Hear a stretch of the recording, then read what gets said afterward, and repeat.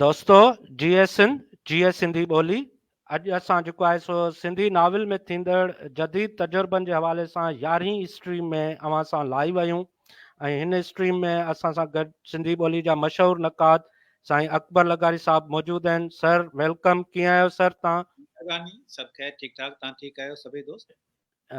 Sir अच्छा दोस्तों, हिन स्ट्रीम में असां सां गॾु सिंधी ॿोली जा ॿिया हिकिड़ा ज़बरदस्त नक़ाद साईं डॉक्टर मुबारक लाशारी साहब भी असां सां मौजूदु आहिनि। डॉक्टर साहब कहिड़ा हाल आहिनि, ठीकु आहियो सर? डॉक्टर मुबारक साहब ठीकु आहियो? तव्हांखे आवाज़ अचे पियो? आवाज़ अचे पियो, क्लियर अचे पियो? जी असां सां दोस्तों अॼु असां जेको आहे सो यार मोहम्मद चांडियो साहब जे नाविल सिंधू ते ॻाल्हाईंदासीं ऐं जेको आहे सो यार मोहम्मद चांडियो साहब भी असां सां गॾु आहिनि। साईं यार मोहम्मद चांडियो साहब कहिड़ा हाल आहिनि, ठीकु आहियो? सर अल्लाह जो एहसान, खुश आहियो, तव्हां तबियत ठीकु आहे? अल्हम्दुलिल्लाह सर, सभु ख़ैर लॻो पियो आहे। अच्छा दोस्तों, सभिनी खां पहिरीं प्रोग्राम में भलीकार यार मोहन साहब भलीकार प्रोग्राम है सर मेहरबानी सर, थैंक यू सर। आयो खैर सर थैंक यू दुआ सर, तव्हां खुश आहियो? असां सां गॾु सिंधी ॿोली जा मशहूरु कहाणीकार ऐं नाविल निगार ऐं नक़ाद अख्तर हफ़ीज़ भी गॾु आहिनि। अख्तर कहिड़ा हाल आहिनि, ठीकु आहियो तव्हां? जी कली मां ठीकु आहियां, तव्हां खुश आहियो? First class. अच्छा दोस्तों, ही कुछ ॾींहंनि खां जेको आहे सो सभिनी खां पहिरीं इहा ॻाल्हि करणु थो चाहियां त हिकिड़े शाइर ते का दरख़्वास्त वई आहे ऐं असां सम्झूं था त इहा इज़हार जी आज़ादी जे ख़िलाफ़ु हिकिड़ो जेको आहे सो एक्ट थियो आहे ऐं इहो न थियणु घुरिजे ऐं असां हिन स्ट्रीम में सभु लिखारी आहियूं। सभु लिखारियुनि जी इहा बुनियादी राइट आहे त उन्हनि खे इज़हार जी आज़ादी हुजणु घुरिजे, हू पंहिंजा ख़्याल पंहिंजे अंदाज़ में पेश कनि ऐं असां सभिनी खां पहिरीं उन जेका बि एप्लीकेशन आहे, अञा ताईं त उन ते मुंहिंजे ख़्याल में FIR न थी आहे, पर उहा जेका एप्लीकेशन वई आहे उन जी बि असां मुज़म्मत था कयूं, उनखे कंडेम था कयूं ऐं जेको आहे सो असां चाहियूं था त असां लिखारियुनि खे जेको आहे सो मुकमल इज़हार जी आज़ादी हुजे ऐं इहे असां ते पाबंदियूं ॿाहिरां खां तइ न कयूं वञनि त इख़्लाक़ियात चाहे या जेको आहे सो कंहिंजा एहसास मजरू था थियनि। उहो असां मुंहिंजे ख़्याल में लेखक पाण एतिरो शऊर वारो फ़र्द आहे जो उहो इन्हनि सभिनी ॻाल्हियुनि खे सम्झी सघे। असां इन हवाले सां बि ॻाल्हाईंदा रहंदासीं। असां हिन स्ट्रीम जो बाक़ाइदा स्टार्ट वठूं था। रिवायत मूजिबि असां नाविल मां जेको आहे सो हिकिड़ो टुकड़ो पढ़ंदासीं। अॼु जेको असांजो मौज़ू आहे उहो यार मोहम्मद चांडियो साहब जो नाविल आहे सिंधू। मां डॉक्टर मुबारक साहब खे चवंदुसि त उन मां हिकिड़ो पीस पढ़े पोइ वरी असां हिन नाविल खे बाक़ाइदा डिस्कशन में रखूं था। डॉक्टर साहब प्लीज़ तव्हां उन मां हिकिड़ो पीस पढ़जो। जी कलीम साहब वरी महिरबानी। ही नाविल आहे सिंधू, जेको यार मोहम्मद चांडियो साहब जो लिखियल आहे। ताज़ो ही नाविल आयो आहे, मुख़्तसिर आहे। उन में काफ़ी नंढा नंढा चैप्टर्स आहिनि। हिकिड़ो चैप्टर न बल्कि हिकिड़ो पीस मां पढ़ंदुसि। पेज नंबर 35 ते आहे, कजला सर ते शाम। दरिया बादशाह आहे, जाॾे वणेसि आरा करे, हिन जूं लहरूं धरतीअ जो सीनो बेचीरे विझनि त आकाश खे बि ॾकायो छॾीनि। ॿीं टीं राति खां जोड़ दरियाव चंड ऐं सरताज जे विच में खोड़ सारियूं मुलाक़ातूं थी रहियूं हुयूं। अॼु बि चंड दरिया जो तमनाई हो। हिन दरिया जे लहरुनि में लियाका पाए आईने तौरु पंहिंजे जोबन खे ॾिठो ऐं सरताज लहरुनि जे उन रक़्स में सिंधूअ खे पिया ॻोल्हियो। नंगर पारकर जी पथरेली धरती ते जनम वठंदड़ सिंधू अकेलाइन जे ऋणपट में भटकी पारकर जे जाबलू रेगिस्तान में उञायल हरणी जियां ड्रोड़ी मौत जे खूनख्वार चंबे खां बची निकिती हुई, पर बेरहम वक़्त जे हिकु नाख़ैर हमले हिनखे हमेशह जे लाइ घायल ऐं ज़ख़्मी करे छॾियो हो। हिन जा ज़ख़्म नासूर बणिजी विया हुआ ऐं हू सुरकी सुरकी ज़िंदगी गुज़ारे पल पल जी ऐं मरी रही हुई। मारवी जे वतन में जन्म वठंदड़ सिंधू ख़ुदा जे उजड़ियल धरती खे आबाद करण जा ख्वाब पोखिया हुआ, पर समाज जे छुड़वाग नाख़ुदाउनि हिन जे हथनि खे मरोड़े हिन जे ज़िंदगीअ ते अहिड़ी गहरी ज़रब लॻाई हुई जंहिंजी भोगना हिन जे सभिनी जिस्मनि ते असर छॾिया हुआ। इहो हिकिड़ो पीस आहे। मां सम्झां थो त इन पीस में असांखे पस मंज़र में काफ़ी शयूं नज़र अची सघनि थियूं। त कलीम साहब ॻाल्हि खे अॻिते वधायो, अकबर साहब, ऐं पोइ वरी इन ॻाल्हि ते ईंदासीं असां। जी महिरबानी डॉक्टर साहब, तव्हां इहो टुकड़ो पढ़ियो। ऐं दोस्तो महिरबानी करे असां इहे जेको आहे सो स्ट्रीम खे शेयर कंदा हलो जीअं वधि खां वधि दोस्तनि ताईं पहुचे। जेके दोस्त असांखे ॾिसनि पिया लाइव फेसबुक ते ऐं यूट्यूब ते, असांजो चैनल बि सब्सक्राइब कंदा हलो।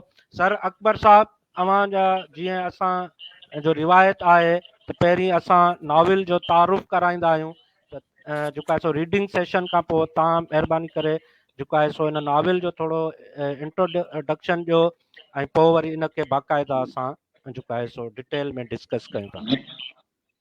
जी महिरबानी कलीम साहब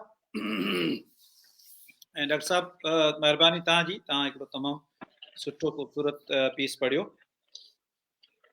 हस्बे मामूल हिन नाविल जो पहिरीं ऐं मुख़्तसिर तारुफ़ कराईंदुसि बग़ैर पंहिंजे कंहिं कमेंट जे, बग़ैर पंहिंजे कंहिं जज़्बे जे, कंहिं एहसास जे, फीलिंग जे, ऐं उन खां पोइ ऑब्जेक्टिवली ऐं जेके नाविल जेको चवे थो, चवणु चाहे थो नाविल, उन ते आउं पंहिंजो तनक़ीदी जाइज़ो पेश कंदुसि।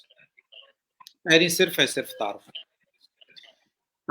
ईअं आहे। पहिरीं हिन नाविल जो लोकेल जेको आहे उहो टोड़ी बंद जे वेझो यानी गौसपुर जे आसपास आहे, जेको ही ज़िलो शिकारपुर ऐं कश्मीर जे सरहदी इलाइक़ो जेको आहे उहो इलाइक़ो आहे। मां सम्झां थो कश्मीर जो ज़िले कश्मीर कंदकोट जो आहे। टोड़ी बंद जिते 2010 वारी ॿोॾ आई हुई जितां बंदि टुटो हो, ही हिन जो पस मंज़र उहो आहे ऐं हुन जा किरदार बि इन ई इलाइक़े जे आसपास जा आहिनि। हिन में मेन किरदार, मुख्य किरदार जेको आहे उहो सरताज आहे, पर हिन में 3 जोड़ा आहिनि, बल्कि 4 जोड़ा आहिनि। जोड़नि में ही कहाणी अॻिते वधे थी। हिकिड़ो जोड़ो आहे संघार ऐं सांझ जो, जेके पाण में मासात बि आहिनि ऐं अॻिते हली उन्हनि जी शादी बि थिए थी। ॿियो जोड़ो आहे सरताज ऐं सिंधू जो, जिन जी पाण में मोहबत थिए थी ऐं शादी थिए थी। ॿियो जोड़ो आहे सरमद ऐं सोरठ जो। सोरठ सरताज जी भेण आहे ऐं इन्हनि जी बि पाण में मोहबत थिए थी ऐं शादी थिए थी।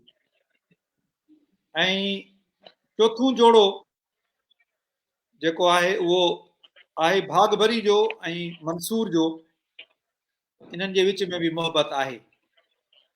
ऐं पंजी हिकु अकेली औरत आहे शबनम, जेका बि सरताज सां मोहबत करे थी। त हाणे ही किरदार आहिनि ऐं कहाणी ईअं अॻिते हले थी त सरताज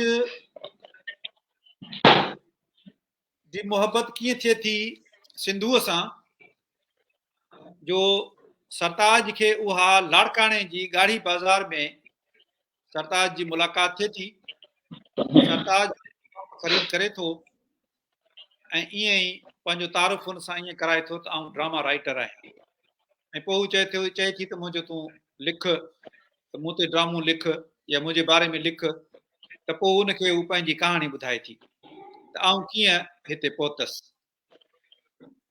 उहा सिंधू ईअं उते पहुती हुई त सिंधू असल में नंगर पारकर जी हुई ऐं हुन सां कंहिं दोस्त धोखो कयो ऐं चई त उमरकोट जे किले तां टपो ॾेई ख़ुदकुशी थो करियां।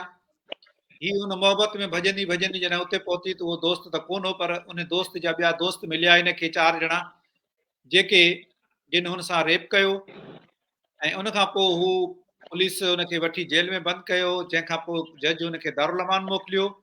दारुल अमान में बि हू रेप जो ऐं मुसलसिल ज़्यादतियुनि जो शिकार थींदी रही ऐं बिल आख़िर हू लाड़काणे जी ॻाढ़ी बाज़ार में विकाणी ऐं उते पहुती, जिते सरताज सां मुलाक़ात थी ऐं पोइ सरताज हुनखे उतां खां वठी आयो ऐं न सिर्फ़ु उतां खां वठी आयो, पर हुनखे मोहबत इज़त मान ॾेई हुनखे यूनिवर्सिटी में बि पढ़ायईं ऐं यूनिवर्सिटी में पढ़ाइण खां पोइ हुनखे पंहिंजो जीवन साथी बनायईं।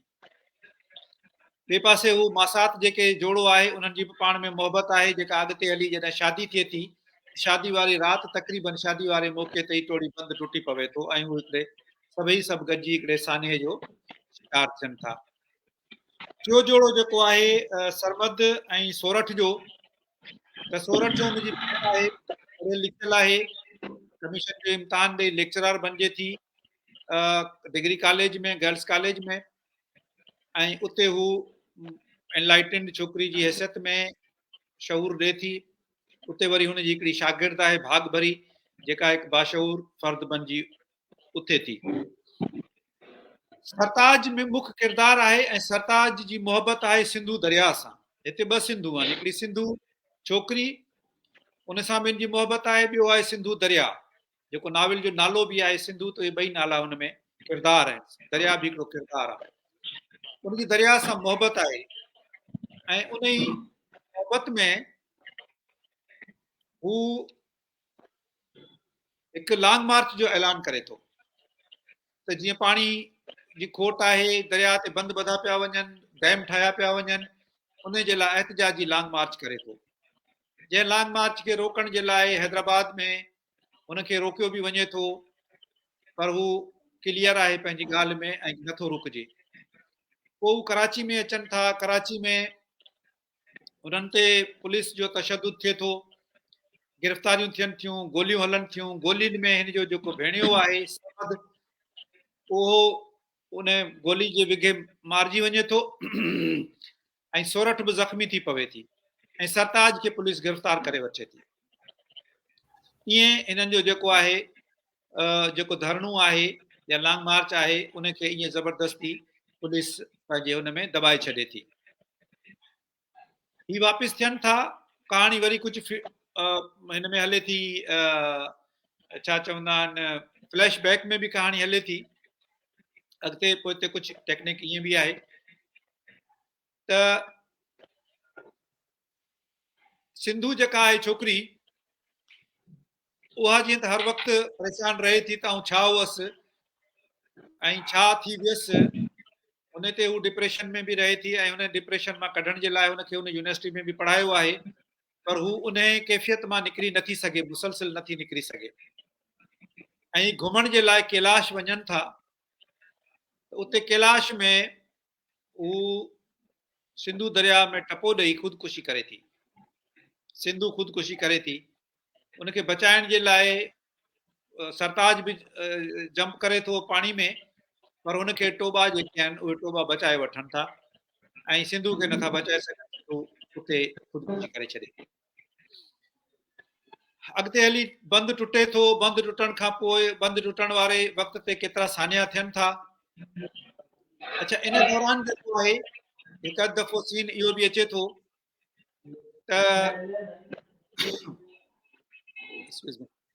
त शबनम जेका आहे यूनिवर्सिटी में, उहा बि पढ़े थी, उहा हिन सां मोहबत जो इज़हार करे थी सरताज सां, ऐं चए थी त सिंधु जेका छोकिरी आहे, तूं हुन मां हथु कढ, ऐं आउं तुंहिंजी माइटी आहियां, आउं तोसां मोहबत कयां थी। पर हू उनखे क्लियरली चवे थो त न, आउं सिंधु खे नथो छॾे सघां, ऐं मुंहिंजी तोसां का मोहबत कोन्हे, हमदर्दी ज़रूरु आहे, मोहबत कोन्हे। अच्छा, उनखां पोइ जेको हिकिड़ो किरदारु आहे भाग भरी, उहो हिकिड़ो हिमत वारो किरदारु ॾेखारियो वियो आहे। उहा उन छोकिरी ते कोई हिकिड़ो शर्फू नाले बदमाश आहे, जेको हुनखे तंग कंदो रहे थो, जंहिं जे हू चकर में नथी अचे, त नतीजे में शर्फू हिनजी पहिरीं मेंह छोड़ाए छॾे थो, चोरी कराए छॾे थो। तॾहिं बि नथी मञे त हुनजो भाउ इरफान खे माराए छॾे थो। तॾहिं बि कुझु नथो थिए त पोइ हू अकल जो इस्तेमालु कंदे हुनखे शर्फू सां चवे थी, चङो ठीकु आहे, तूं फलाणी जॻह ते फलाणी राति जे टाइम ते मूंसां मिल। हू हुन सां राति जे टाइम ते मिलणु अचे थो ऐं हुनखे ज़हरीली मानी खाराए थी, जंहिं ते हू मरी वञे थो ऐं ईअं हू पंहिंजी जान छॾाए थी। क्लाइमेक्स कुझु ईअं थिए थो त बंदि टुटी चुको आहे, माण्हू सामान ऐं माल मता कढनि पिया, त इन सूरत हाल में चारों तरफ़ हिकिड़ी क़यामत सुगरा जो मंज़र आहे, ऐं सरताज सिंधु दरिया जे उन जॻह ते पहुचे थो जिते पाणी घणो आहे, बंदि टुटो आहे, थोड़ी जे आसपास, ऐं उतां ई हू दरिया सां हुनजी मोहबत आहे, ऐं हू दरिया खे चवे थो त ॿोड़ सिंधु ॿोड़। उते जेको आहे सो हुनखे यानी ॿोड़ चए थो, भले ॿोड़, पर तूं जेको आहे सदा वहंदो रह। ऐं ईअं ई हू चए थो त हाणे हुनखे पंहिंजी सिंधु यादि अचे थी, ऐं हुनखे शायदि पंहिंजी ज़िंदगी बेमक़सद लॻे थी, त हू दरिया में टपो ॾियण जे लाइ वञे थो त हुनखे पोयां शबनम उते पहुचे थी ऐं शबनम हुनखे रोकण जी कोशिश करे थी, पर हू रुकजे नथो ऐं हू दरिया में टपो ॾेई ख़ुदकुशी करे थो। ऐं ईअं ई नाविल जो इहो हो नाविल जो मुख़्तसिर तारफ़। हिन में ज़ाहिर आहे कुझु शयूं थी सघे थो रहिजी बियूं हुजनि, पर मुंहिंजे ख़्याल सां त जेके मेन ॻाल्हियूं हुयूं उहे सभु कवर थी वियूं आहिनि। हाणे दोस्त भले ॻाल्हाइनि पोइ वरी आउं पंहिंजा कमेंट्स ॾियां। जी महिरबानी अकबर साहब। असीं हलूं था हिन नॉविल जे लेखक साईं यार मोहम्मद चांडियो साहब ॾे पहिरीं उन्हनि खां कमेंट्स वठूं था हिन नॉविल जे हवाले सां, उन्हनि जे लिखण जे तजुर्बे जे हवाले सां। ऐं उन्हनि खां अॻु में बि संदन हिकिड़ो नॉविल छपजी चुको आहे, त असां उन्हनि जे राइटिंग एक्सपीरियंस उजरी धरती मेरा माण्हू, जी सर, उजरी धरती मेरा माण्हू छपजी चुको आहे। असां उन्हनि जे फिक्शन जे हवाले सां जेके तजुर्बा आहिनि उहे पुछंदासीं। यार मोहम्मद चांडियो साहब, अवां हिन नॉविल जे पस मंज़र में असांखे ॿुधाइजो त कहिड़ा तजुर्बा रहिया, तव्हां कीअं इन नॉविल खे लिखंदे छा महसूस पिया कयो, ऐं इहो प्लॉट ऐं इहो तव्हां उनखे छो ज़रूरत पई, इन हवाले सां तव्हां असांखे थोरो ॿुधाईंदा हलिजो। सभ खां पहिरियां मां सभिनी दोस्तनि जो तह दिल सां शुक्रगुज़ार आहियां। 2014 में मूं नावल लिखियो हो उजरी धरती मेरा माण्हू। मूं कहाणी 2002 में लिखण कहाणी जी शुरूआत कई। मूं सोचियो त मां नावल लिखां, पर हिकिड़ी अंदर में हिकिड़ी जेका हुई लेखक वारी कोशिश त मां लिखी सघंदुसि या न सघंदुसि। मां कोशिश कई, 2 महीननि जो जाग जे बावजूदि मां उन नावल खे पूरो न करे सघियुसि। ऐं पोइ मूं कोशिश उन नावल खे उते फिटो कयो। वरी कुझु 2 महीननि जे वक़्त खां पोइ वरी मूं जीअं ई वेकेशन थी फुर्सत महसूस करे मूं चयो उन नावल खे पूरो करणो आहे। उहो मुंहिंजो तबेज़ात नावल हो। मूं कोशिश कई आहे, उहो नावल लिखी हुयुसि। उहो मुंहिंजो तजुर्बे वारो नावल हो। तमामु सुठी मोट मिली, दोस्तनि ॾिनी। उहा ॿी ॻाल्हि त पहिरियों नावल नक़ादनि खां परे रहियो। जेकॾहिं उहो नावल नक़ादनि जे हथ ते आहे, असां वटि हिकिड़ी कोशिश जेका मंदरियाम ते या हिकिड़ी हिते वेठा आहियूं पाण प्रोग्राम डिस्कस कयूं था, असां वटि हिकिड़ो माहौल जुड़ियल आहे। हिकिड़ा अदीब आहिनि बैरोक्रेट, हिकिड़ा अदीब आहिनि हेठें तबिके सां वास्तो रखंदड़। हेठें तबिके सां वास्तो रखंदड़ अदीब जॾहिं लिखे थो, उनजो कलम जेको कुझु लिखे थो उहो ईअं सम्झो त हेठें तबिके ताईं महदूद रहे थो। वॾे तबिके बैरोक्रेट जेके बैरोक्रेट्स अदीब आहिनि उहे उन नावल खे, उन कहाणी जे किताब खे या उन तख़लीक़ खे उहो छंड-छाण नथा कनि, उहो ॾिसनि नथा। कुझु वक़्त खां पोइ मुंहिंजो हिकिड़ो कहाणी जो किताबु आयो। मुंहिंजे ख़्याल में हुयो 2010 में जॾहिं ट्रोड़ी बंदि आई, पोइ उनखे कोशिशि करे कि दोस्तनि खे कुझु मीडिया जा नुमाइंदा, हा मां ट्रोड़ी बंदि ते पाण वियुसि, उते ॾिठमि, पर मूं उहा सघ कोन हुई त एॾी जेकी करबला थी आहे उनखे कीअं इज़हार करे सघां। पोइ मूं नावल जे अंदरि जेके किरदार सेलेक्ट कया उन्हनि खे तरतीब वार रखियो। मूं कोशिशि कई त मां हिन नावल खे शऊरी तौर ते लिखंदुसि। ऐं पोइ मां कोशिशि कई 4 जोड़नि जी मोहबतुनि खां। ही नावल हुयो उत्तर सिंध जे उन माहौल जो जिते औरतुनि जी तालीम ते पाबंदी आहे। मूं चयो जेकॾहिं पाबंदी आहे को फ़र्क़ु नथो पए, पर जेकॾहिं हिकु लेखक कलम खणी उन पाबंदी जे ख़िलाफ़ आवाज़ उथारे थो त इहो वधीक बहितर कंदव। पोइ मूं जीअं साईं अकबर लगाई साहब ॻाल्हायो त 4 जोड़नि जे मोहबतुनि ते, रुॻो हीअ कहाणी मोहबतुनि जी कहाणी कोन्हे। हीअ कहाणी 4 जेके जोड़ा आहिनि या उन्हनि जोड़नि सां जेके कंसल्ट किरदार आहिनि उन्हनि समूरनि जो इश्क़ आहे सिंधु दरिया सां। ऐं हीअ कहाणी जेकी मूं लिखी, दोस्त मूंसां डिस्कस कंदा आहिनि, बस कंदा आहिनि, मां चवंदो आहियां हीअ कहाणी असांजे 1 सदीअ जे पोइ जी कहाणी आहे।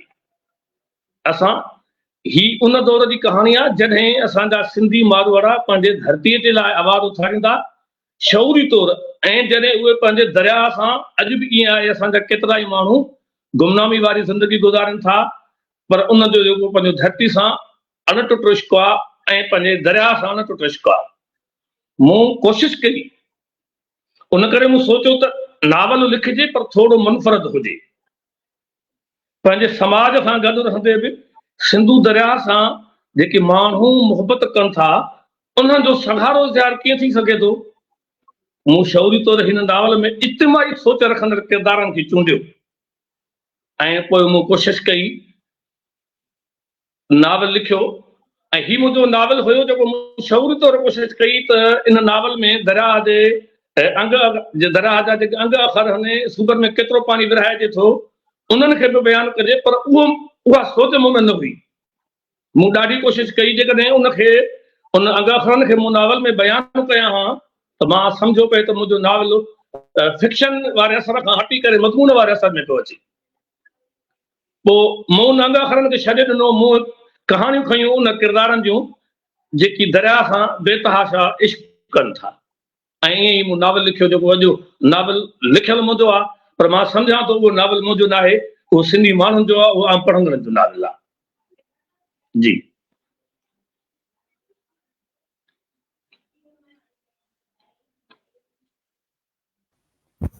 महिरबानी यार मोहम्मद चांडियो साहब, तव्हांजा इनिशियल कमेंट्स तमामु ज़बरदस्त। हिते दोस्तो ऐं यार मोहम्मद साहब मां हिकिड़ी ॻाल्हि इहा ऐड कंदो हलां त अदीब ब्यूरोक्रेट अदीब इहे टैग्स अदीबनि खे न हणणु घुरिजनि, अदीब खे अदीब ई हुजणु घुरिजे। ऐं जेको आहे सो असां जेको आहे सो पूरी कोशिशि करे रहिया आहियूं त सिंध में जेके बि नॉवल लिखंदड़ आहिनि उन्हनि खे हिन स्ट्रीम में जॻह ॾियूं ऐं उन्हनि जे जेका बि लिखणी आहे, जेको बि नॉवल आहे उन ते मेरिट ते उन्हनि नॉवल्स ते डिस्कशन कयूं। असां वटि को बि ब्यूरोक्रेट कोन्हे, असां वटि को बि जेको आहे सो कोन्हे को हेठे तबिके जो लेखक, सभु बराबरि आहियूं। असां लेखक आहियूं, तख़लीक़कार आहियूं, हर को पंहिंजे अंदाज़ सां पंहिंजे तरीक़े सां तख़लीक़ कंदो रहे थो। इन हवाले सां असां हाणे डॉक्टर मुबारक साहब ॾे हलूं था। डॉक्टर साहब, तव्हांजा हिन नॉवल जे हवाले सां जेको आहे सो इनिशियल कमेंट्स, पोइ वरी असां हिन डिस्कशन खे अॻियां था वधायूं। डॉक्टर मुबारक साहब। जी कलीम साहब, वॾी महिरबानी। अकबर साहब नावल खे तमामु सुठे नमूने सां समराइज़ कयो, स्टोरीज़ ॿुधायूं, सल्यूशनूं ॿुधायूं। ऐं मां सम्झां थो त जेकॾहिं कंहिं नावल न पढ़ियो आहे त रुॻो अकबर साहब जी इंट्रोडक्शन खे ॿुधंदो त उनखे नावल जी सॼी स्टोरी सम्झ में अची वेंदी। यार मोहम्मद साहब जेको उनजो बैकग्राउंड ॿुधायो हिकिड़ो ज़बरदस्त, पर हिकिड़ी ॻाल्हि सां जेको तव्हां इख़्तिलाफ़ कयो मां बि कंदुसि त मां सम्झां थो त अदीब खे ब्यूरोक्रेट या नॉन ब्यूरोक्रेट जो टैग न हणणु खपे। ऐं ज़ाहिरी ॻाल्हि आहे त जेकॾहिं कंहिं वॾे पोस्ट ते आहे त उन्हनि जूं मसरूफ़ियतूं घणियूं हूंदियूं आहिनि ऐं पाकिस्तान में इवन सिंध में तमामु घणा किताब छपजनि था। उन्हनि सभिनी ते लिखणु पढ़णु कंहिं हिकिड़े माण्हू जे वस जी ॻाल्हि आहे ई कोन, बल्कि हिकिड़े छा 10 नकाद बि जेकॾहिं वेहनि सॼो ॾींहुं वेही इहो कमु कनि, मां सम्झां थो त इहो पॉसिबल कोन्हे। पर पोइ बि ज़ाहिरी ॻाल्हि आहे असांजे आम राइटर्स हिकिड़ा रिज़र्वेशन्स आहिनि, उहा पंहिंजी जाइ ते आहे, उन ते डिस्कस करे सघिजे थी। सिंधू नावल में 2 ज़ू शयूं आहिनि मोहबतनि जूं, 2 मोहबतूं आहिनि। हिकिड़ी विरसे सां मोहबत, दरिया सां मोहबत, ॿी इंसानी मोहबत। इंसानी मोहबत जे हवाले सां 4-5 स्टोरीज़ हलनि थियूं पयूं ऐं दरिया सां मोहबत जे हवाले सां उहे ॻंढियल आहिनि। ऐं 4-5 स्टोरीज़ जेके आहिनि डायरेक्टली या इनडायरेक्टली उहे दरिया सां ॻंढियल आहिनि, या उनजे सुकड़े सां ॻंढियल आहिनि, या उनजे ॿोध सां ॻंढियल आहिनि, या दरिया जे पाणी जे मसइलनि ते या ज़मीन जे मसइले ते असां सां ॻंढियल आहिनि नावल में। मां सम्झां थो त सिंध में जीअं यार मोहम्मद साहब बयानु कयो आहे त असांजो विरसो आहे, दरिया असांजो जियापो आहे। ईअं असां सिंधी माण्हू जेकॾहिं ॾिसूं त असां 2-3 इशूज़ अहिड़ा आहिनि जंहिं इशूज़ तां असां अण अलाए ॼण दस्तबरदार थी चुका आहियूं। हिकिड़ो सिंध जी हिकिड़ी जोग्राफी आहे जेका पार्टीशन खां पोइ असां सम्झूं था त असां उन ते दस्तबरदार थी वियासीं, हाणे उन ते कुझु कोन था करे सघूं। ॿियो असांजो वॾे में वॾो विरसो सिंधू दरिया आहे। सिंधू दरिया में जेके मुआहिदा थिया सिंधू दरिया खे सुकाइण जे हवाले सां ऐं जेके उन ते धाड़ा लॻा, डैमूं ठहियूं, या उनखे पाणी खे रोकण जे लाइ जेके ताक़तवर धुरियुनि तरफ़ां कमु कया विया, उहो हिकिड़ो तमामु वॾो हिकिड़ो दास्तान आहे ऐं ॾाढो ॾुख ॾींदड़ ऐं दुखदायक दास्तान आहे। असांजे हुकूमतनि या असांजे हुकुमरान टोले या मथे जेके वेठा आहिनि पावर कॉरिडोर्स में, उन्हनि ॼण त ईअं लॻे थो त उहे उन तां दस्तबरदार थी विया ऐं केस कोन पिया विढ़नि। रसूल बख्श पली जे कुझु इंजीनियर्स इदरीस राजपूत पहिरें ॾाढो सुठो विढ़ियो पए ऐं रसूल साहब हुयो, कुझु 2-3 ॿिया इंजीनियर्स हुआ, उन्हनि हुन ते कमु कयो पिए त सिंधू दरिया खे बचाइजे ऐं टेक्निकल बुनियादनि ते बचाइजे ऐं जज़्बाती बुनियादनि ते न बचाइजे। जज़्बाती त पंहिंजे हवाले सां अलॻि शयूं आहिनि। ऐं ॿियो सिंध जे जेके वसीला आहिनि उन्हनि ते बि जेके ताक़तवर दुनिया जा कब्ज़ा रहिया आहिनि थ्रू आउट, असां सिंध ईअं सम्झो त उन तां दस्तबरदार थी विया आहियूं। इन सॼे सिनेरियो खे ॾिसी करे जेकॾहिं असां चऊं था त असां वटि इन्हनि क़दीम विरसनि ते जेके फिक्शनलाइज़ या अदब जेको लिखियो वञे थो उन अदब में हिकिड़ो सगारो अदब अचणु खपे ऐं सगारियूं कहाणियूं सगारा नावेल अचणु खपनि, उहे ट्रांसलेट थियणु खपनि त जीअं असांजो उहो लिटरेचर बि मथे वञी सघे। उन पस मंज़र में ही हिकिड़ी तमामु सुठी कोशिशि आहे। मां चवां थो त जेकॾहिं दरिया जे ज़ू माना जे हवाले सां कहाणी जी टेक्निक जे हवाले सां पोइ ईंदासीं त उनमें जेके ड्रॉबैक्स आहिनि या जेको ऑब्जेक्टिव रियलिटी आहे उहा कहिड़े क़िस्म जी आहे, उनखे कीअं ॾिसी सघिजे थो, या नाविल में जेको नाविल निगार डिपिक्ट करण या ॾेखारण जी कोशिशि कई आहे उनमें केतिरो कामयाबु वियो आहे, उन ते बि हिकिड़ो बहस थियणु खपे। त चैप्टराइज़ेशन जेका नाविल जी आहे, चैप्टरनि जा टाइटल ॾाढा सुठा आहिनि ऐं ज़ाहिरी ॻाल्हि आहे तारीफ़ थियणु खपे। मां घणो हिते पॉइंट आउट चीज़ूं शयूं कोन कंदुसि, पर थोरो इहो ॿुधाईंदुसि त उन्हनि खे जीअं टुकड़नि टुकड़नि में कहाणियुनि में विरायो वियो आहे।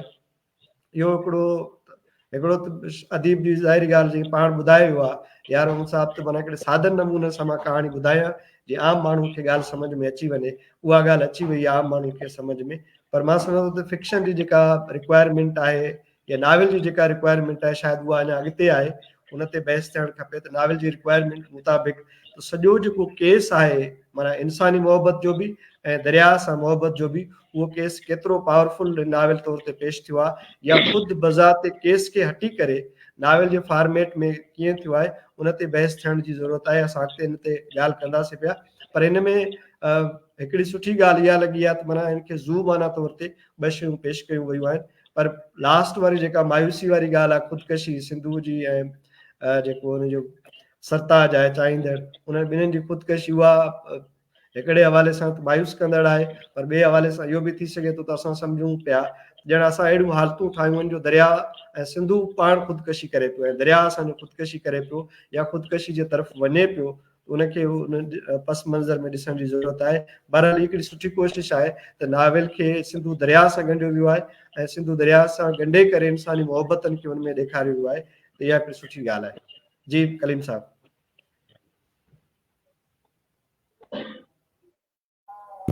वॾी महिरबानी डॉक्टर साहब, डॉक्टर मुबारक साहब, तव्हांजा इनिशियल कमेंट्स अची विया। हाणे असां हिन नाविल जे हवाले सां अख्तर हफ़ीज़ जा इनिशियल कमेंट्स हलूं था। अख्तर, महिरबानी करे तव्हां नाविल जे हवाले सां इनिशियल कमेंट्स ॾिजो, पोइ वरी असां जेको आहे सो डिस्कशन खे अॻियां था वधायूं। जी अख्तर। महिरबानी कलीम साहब। दरिया जहिड़े अहम मौज़ू ते दुनिया में मुख़्तलिफ़ ॿोलियुनि में नाविल लिखिया विया आहिनि, अञा ताईं लिखजनि पिया। जीअं गुगी जो नाविल आहे द रिवर बिटवीन, उहो बि हिकिड़े दरिया जी कहाणी आहे, ॾाढो हिकिड़ो बहितरीनु क़िस्म जो नाविल आहे उहो ॿिनि ॻोठनि जे विचां वहे थो। ऐं ईअं ई मुस्तनसर हुसैन तारड़ जो नाविल आहे बहाव, उहो बि हिकिड़े दरिया जी कहाणी आहे, शायदि सिंधू दरिया जो ई हुन में सॼो पस मंज़र आहे। ॿिए नौकिरी जो जेको फेमिस्ट रोड आहे उन में बि हिकिड़े दरिया जो किस्सो आहे। त ज़ाहिर आहे दरिया सां माण्हुनि जी हिकिड़ो लगाव या heart of darkness Joseph Conrad जो, हा जोसेफ कॉनरेड जो उन में कांगो रिवर, जी जी हा कांगो रिवर जो बिल्कुलु ज़िक्र आहे, मूंखां मिस थी वियो।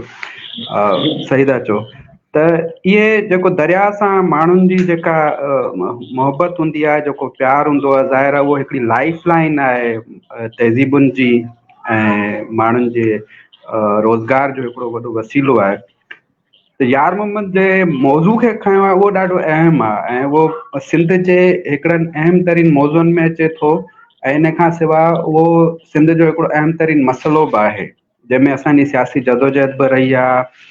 उहा लिखण जे हवाले सां बि असां वटि उन ते कमु थींदो रहियो आहे, सहाफ़ती तौरु, मज़मून निगारी वग़ैरह।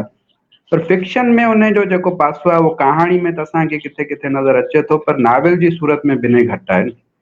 त उन हवाले सां सम्झां थो त हीउ यार मोहम्मद हिकिड़े अहम मौज़ू खे खयो आहे ऐं जेका ॿोॾि आई हुई 2010 वारी, उन खां पोइ जेके सिंध में जेके तब्दीलियूं थियूं हुयूं, माण्हुनि जी मुआशी हालत खे जेको धकु रसियो हो, उन जो बि असांखे नावल में ज़िक्र मिले थो। ॿी जेका ॻाल्हि डॉक्टर मुबारक कई आख़िरी सीन जे हवाले सां त सिंधु ॿोड़ ॿोड़, त आउं सम्झां थो त उहा सिंधु दरिया जी ख़ुदकुशी बदिरां सिंधु दरिया पंहिंजो पाण खे आजो पियो कराए। उहो उन्हनि ज़ंजीरुनि मां जेके डैम जी सूरत में उनखे जकड़ियो वियो आहे, या जिते असीं ॾिसूं था बंद ॿधल आहिनि, जेके अथरादू क़िस्म जो जेको हिकिड़ो फैब्रिकेशन जेका आहे पाणी खे रोकण जी, त आउं सम्झां थो हीउ जेको आख़िरी सीन आहे उहो असल में सिंधु दरिया जी उहो पंहिंजे जोबनि तां हिकिड़ी मोट चइजे, या हू पंहिंजो पाण खे उन्हनि सभिनी रुकावटुनि ऐं रंडकुनि खां आज़ादु कराइण जी कोशिशि करे थो। इहो मुंहिंजी राय आहे शुरूआती। बाक़ी हाणे इन ते पोइ जेके सवाल थींदा ऐं जेको बहस थींदो पोइ नावल जी टेक्निक या उन्हनि जा जेके मुख़्तलिफ़ पासा आहिनि उन ते पाण पोइ ॻाल्हाईंदासीं।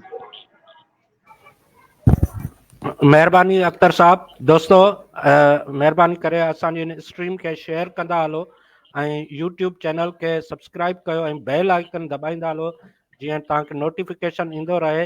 असां वटि कुझु दोस्त आहिनि जेके असांखे लाइव ॿुधी रहिया आहिनि। मां उन्हनि जा नाला खणां थो। असांखे साईं रज़ाक सेतो साहिबु ॿुधी रहियो आहे।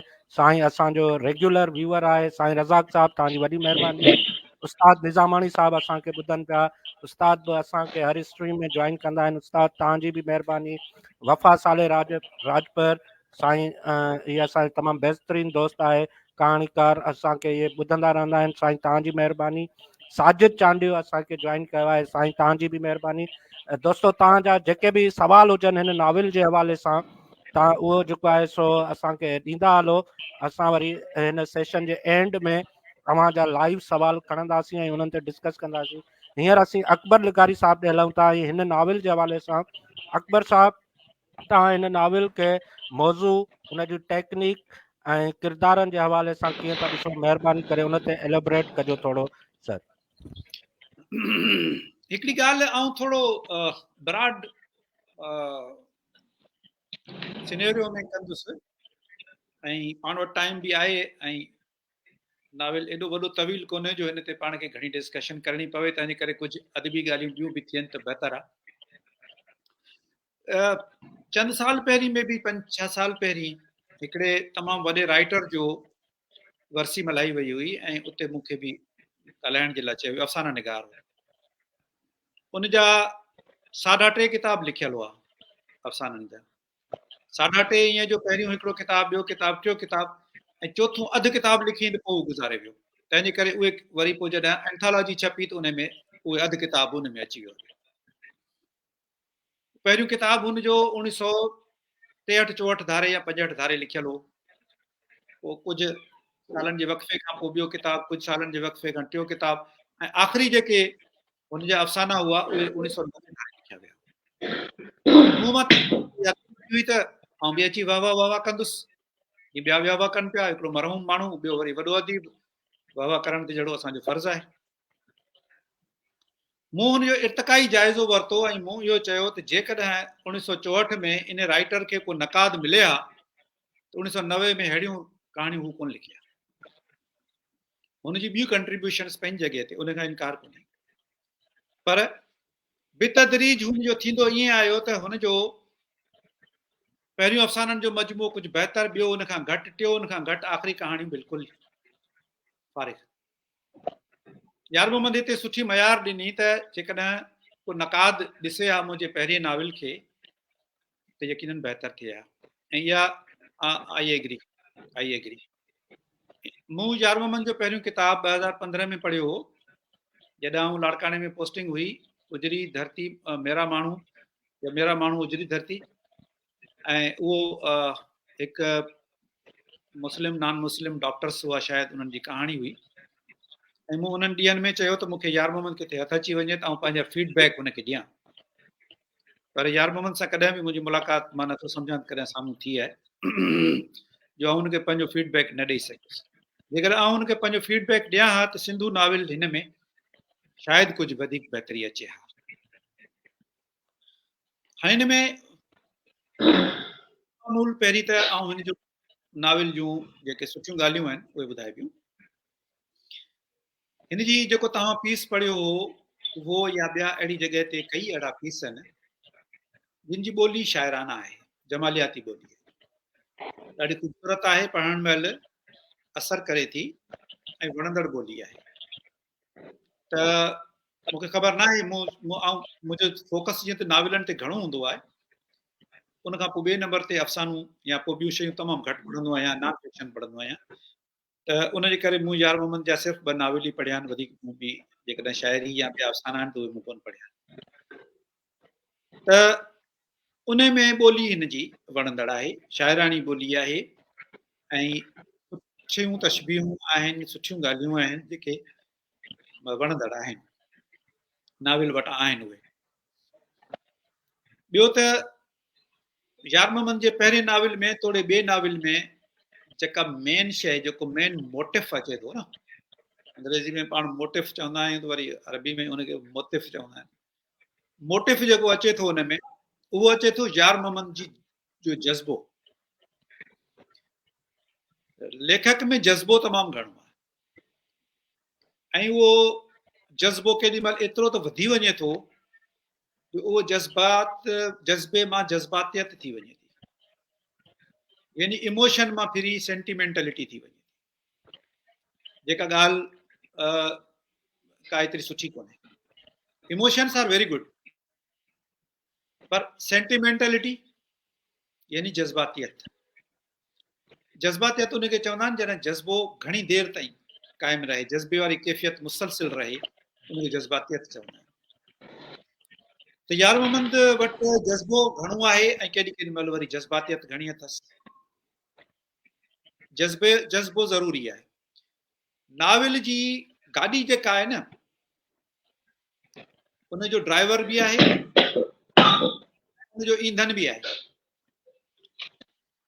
ही मां पंहिंजे मुताले जे आधार ते चवां पियो त नाविल जो ईंधन जेको आहे, नाविल जो फ्यूल जेको आहे, उहो 2 शयूं हूंदियूं आहिनि। कुझु ॿियूं बि शयूं हूंदियूं, 2 टे ॿियूं बि हूंदियूं, पर मेन 2 शयूं आहिनि। हिकिड़ो आहे जज़्बो ऐं ॿियो आहे इज़्तिराब, उणितुण, वहशत। जंहिं राइटर में वहशत न आहे, उहो राइटर तख़लीक़कार न थी सघंदो, उहो तश्कीलकार थींदो। उहो शयूं तश्कील ॾींदो, तख़लीक़ न करे सघंदो। तख़लीक़ जे लाइ वहशत ज़रूरी आहे, जुनून ज़रूरी आहे, इज़्तिराब ज़रूरी आहे, बेचैनी ज़रूरी आहे, वेहण मुंहुं न वड़ा, उहा कैफ़ियत हुजे। इहा बि आहे यार मोहम्मद में। इज़्तिराब अथसि, लिखण जो इज़्तिराब अथसि, इमोशन बि अथसि, पर नाविल जी गाॾी जो ड्राइवर जेको हूंदो आहे, उहा रेशनैलिटी हूंदी आहे, उहा ऑब्जेक्टिविटी हूंदी आहे। इते यार मोहम्मद में थोड़ी खोट आहे। यार मोहम्मद गाॾी खे जज़्बे जे बुनियाद ते हलाए थो, फ्यूल जे बुनियाद ते गाॾी कोन हलाइबी आहे। गाॾी हलाइण जे लाइ अॻियां ॾिसबो आहे रोड ते, हिते एक्सीडेंट त कोन थो थिए, अॻियां गाॾियूं अचनि पियूं वञनि पियूं, साइड हो वठणी पवे थी। जज़्बे जे बुनियाद ते गाॾी हलाईंदा आहिनि असांजा नौजवान ॿार, गाॾी जो कॾहिं पासो भञो अचनि, कॾहिं शीशा भञो अचनि। त यार मोहम्मद साहब में गाॾी, नाविल जी गाॾी जज़्बे जे बुनियाद ते थो हलाए, उनखे या रेशनैलिटी ऐं काज़लिटी जे बुनियाद ते हलाइणु खपे। काज़लिटी, व्हाट इज काज़लिटी? काज़लिटी जो तर्जुमो थिए थो इलतियत, इलतियत, काज़ एंड इफेक्ट। नाविल जो बुनियाद मंतक हूंदी आहे, त उन में परवाही नथो करे। यार मोहम्मद नाविल जी गाॾी हलाईंदे इहो नथो ॾिसे त आउं भित सां थो टकरायां या ॿी गाॾी सां थो टकरायां। इमोशन्स आहिनि जाम, इज़्तिराब बि लिखण जो बि जाम आहे, ॿोली बि सुठी आहे। दरिया ॾांहुं ध्यानु छिकाइण तमामु सुठी ॻाल्हि आहे, हुजणु खपे, पर दरिया ॾांहुं ध्यानु थोरो घटि छिकायल आहे। मां सम्झां थो त हिन में राइटर खे थोरो वधीक तवजह हिन ते ॾियणु खपे हा। ऐं दरिया जी ॾे या दरिया जा मसइला, स्टेटिस्टिक्स जी आउं ॻाल्हि कोन पियो करियां। स्टेटिस्टिक्स ॾे हा त पोइ मूंखे त बिल्कुलु ठुप न वणे हा, पोइ मज़मून थी वञे हा। नाविल स्टेटिस्टिक्स कोन्हे, उहा ॻाल्हि सुठी कई पाण ई राइटर चयो त जेकॾहिं आउं ॾियां त मज़मून थी वञे। नाविल में मज़मून निगारी न थींदी आहे, पर अञा थोरो पता हूंदे बि नाविल ध्यानु छिकाए थो दरिया जे मसइलनि ॾांहुं। जॾहिं असां ॻाल्हायूं था त बहस कयूं था न दरिया जे मसइलनि ते। इहो ई राइटर जो कमाल आहे त हुनजे नाविल ते बहस थिए, सवाल उथनि, इहा हिकु सुठी शइ आहे। ॿियो जंहिं इलाइक़े में आहे या जेको इलाइक़ो खयो वियो आहे कश्मीर ऐं शिकारपुर वारो इलाइक़ो, जंहिंखे मूं बि कुझु वेझड़ाई खां ॾिठो आहे, उते मोहबतुनि ते सख़्तु पहिरा आहिनि। मोहबत जे नाले ते ई कुहाड़ियूं खजनि थियूं, बंदूकूं खजनि थियूं, कारोकारी जा वाक़िया वधि में वधि जेको आहे सो इन्हनि 3-4 ज़िलनि में थियनि था, जेकोबाद, कंबर, लाड़काणू, शिकारपुर ऐं कश्मीर। ईअं सम्झो त लाड़काणू डिवीज़न में वधि खां वधि वाक़िया इन्हनि ज़िलनि में थियनि था। सचा कूड़ा कुझु बि पर उहे वाक़िया थियनि था। त उन में मोहबत जी ॻाल्हि करणु, चारई जोड़ा मोहबत, ऐं इहो चवंदुसि त हिन नाविल जो जेको अंडरलाइंग थीम आहे उहो मोहबत आहे। त इहे शयूं आहिनि जेके नाविल में बहितर शयूं आहिनि, ऐं जंहिं माहौल में उन्हनि खे बोल्ड ॾेखारियो वियो आहे छोकिरी खे, रुॻो जेके बि हिन में चारई औरतूं जेके ॾेखारियूं वियूं आहिनि, सिंधू में बि घणी हिमत आहे, पर जेके ही ॿियूं 3 आहिनि जंहिंमें सांझ आहे, जेका संघार जी मासात आहे, ऐं भाग भरी इवन शबनम बि, इन्हनि खे बहादुर औरतूं ॾेखारियूं ऐं मसइलनि खे मोह ॾींदड़। जंहिं वक़्त में ॿोॾि जो पाणी घरनि में घिड़े पियो, उन में कीअं इहे औरतूं हिमत सां माल बता खे कढनि पियूं, माइटनि खे कढनि पियूं, पोड़ियुनि खे कढनि पियूं। रोज़ राड़ो कोन्हे किथे बि। आमतौर ते मसइलनि में वठी ईंदा आहिनि त पोइ हुनखे रोआड़ींदा ज़रूर आहिनि, रोज़ राड़ो ज़रूर कराईंदा आहिनि। मसइलनि में घेरे ऐं पढ़ंदड़ खे बि जज़्बाती करण जी कोशिशि कंदा आहिनि। हिते अहिड़ी ॻाल्हि कोन्हे का बि, सुठी ॻाल्हि आहे इहा। त हुनखे बाहिमत ॾेखारियो। अहिड़ियुनि इलाइक़नि में बाहिमत औरतूं ॾेखारणु खपनि ऐं उहो मोहबत कनि थियूं। हाणे अचूं था हिन नाविल जे जेके मूंखे क्रिटिकल रिव्यू वठिणो आहे, उहो इहो सरताज जो पहिरीं हिकिड़े किरदार जो जाइज़ो वठो। सरताज बाशऊर माण्हू आहे। नाविल में इहा ख़बर कोन थी पवे त गाड़ी बाज़ार वियो छो, किथे बि वाज़े कोन्हे। छा उहो गाड़ी बाज़ार में वेंदड़ हो? जेकॾहिं बाशऊर माण्हू आहे त उहो गाड़ी बाज़ार में वियो छो? बाशऊर ॾेखारियो वियो आहे हुनखे, उहो गाड़ी बाज़ार में छा पियो करे? जेकॾहिं हुन सिंधू खे किथे अॻे ई ॾिठो हो या सिंधू सां कोई मोहबत हुअसि, पोइ उनजे तलाश में वियो हुते, पोइ त ॻाल्हि सम्झ में अचे थी। पर मूं क्वेश्चन मार्क हिते ॾिनो त ही अहिड़ो ज़बरदस्त माण्हू उते छा वञी कई, छो वियो हुते? ठीकु आहे, हुते सिंधू सां मुलाक़ात थियसि, हुनजो टाइम ख़रीद कई, पंहिंजे पाण खे कंहिं बि बुरी ॻाल्हि में न फसाई, हुनजी रुॻो कहाणी ॿुधाई, पर वियो छो हुते? इहो सवाल विदाउट काज़ एंड इफेक्ट आहे। उन खां पोइ सिंधू खे जॾहिं हुन एतिरो मान शान ॾिनो, पर पहिरीं हिन सरताज ते ॻाल्हायूं था। सरताज जॾहिं हर शइ खे मुंहुं ॾेई पियो सघे, त जॾहिं क़यामत सुगरा आहे ॻोठनि में, त रुॻो उन वक़्तु इहो एतिरो कमु त कोन हो जो माण्हुनि खे बसि हिन मां कढी, पाणी मां कढी ऐं महफ़ूज़ जाइ ते पहुचाए, पोइ हाणे आराम सां वेही दरिया ते जेको आहे पंहिंजो मोरो ॻायो या दरिया सां वेही मोहबत जो इज़हार कयो। उहो त क़यामत सुगरा आहे। उन खां त पोइ त घणा कम रिहेबिलिटेशन जा पोइ थियनि था। हुनजी भेण पाणी में फाथी पई आहे, हुनजा ॿिया माइट आहिनि, उन्हनि जी परगोर रहण जे बजाए हू दरिया ते वेठो ऐं दरिया सां मोहबत जूं ॻाल्हियूं पियो करे। हिकिड़े पासे दरिया माण्हुनि खे ॿोड़े पियो ऐं हीअ उन्हनि खे दरिया खे चए पियो ॿोड़ सिंधू ॿोड़। हीअ त अजीब ॻाल्हि आहे। ऐं उन खां पोइ हू अहिड़े मौक़े ते जिते हुनजी सख़्तु ज़रूरत आहे, हुनजो भेणियो मारिजी चुको आहे, हुनजी भेण खे, हुनजी माउ खे, राजनि खे हुनजी ज़रूरत आहे, हू उन वक़्तु ख़ुदकुशी करे थो। इंतिहाई एंटी क्लाइमेक्स आहे। हिकिड़ो बाशऊर माण्हू त न थियो इहो, जॾहिं हुनजी ज़रूरत हुजे ऐं हू ख़ुदकुशी करे छॾे ऐं उहा ख़ुदकुशी मायूसी विचां बि कोन्हे का, सिर्फ़ु सिंधू जूं यादूं अचनिसि थियूं उनखे, सिंधू छोकिरी जूं, पर उन ते हू भाई सभु तव्हां कैमरा बंदि करे छॾिया न, ॾिसां सही तव्हांखे, ॾिसी ॻाल्हायां त उन वक़्त में हिन जी जेका ख़ुदकुशी आहे, सर लेखक जी कैमरा खुलियल आहे, उहो अव्हांखे ॿुधे पियो। तव्हां बि ॿुधो न मूंखे, मां मां तव्हांखे ॿुधे न ॾिसे असां ॿुधूं पिया। जी जी जी। लेखक त मतां मूंखे बंदूक खणी छॾे, पर तव्हां त बचाइण वारा हुजो। न असीं ॿुधूं पिया। चांडियो अच्छा। तो नहीं अकबर साहब, हाँ। चांडियो तो इहो बि ख्याल कजो आहे बि लाड़काणे जो। शहरा सर तव्हां फर्स्ट एड ॾींदा चांडियो ज़रूर आहियां, पर आहियां बादशाहूर आहियां, लेखक आहियां सर। चांडिया मुंहिंजा दोस्त आहिनि, प्यारा दोस्त आहिनि। अच्छा, बिल्कुलु।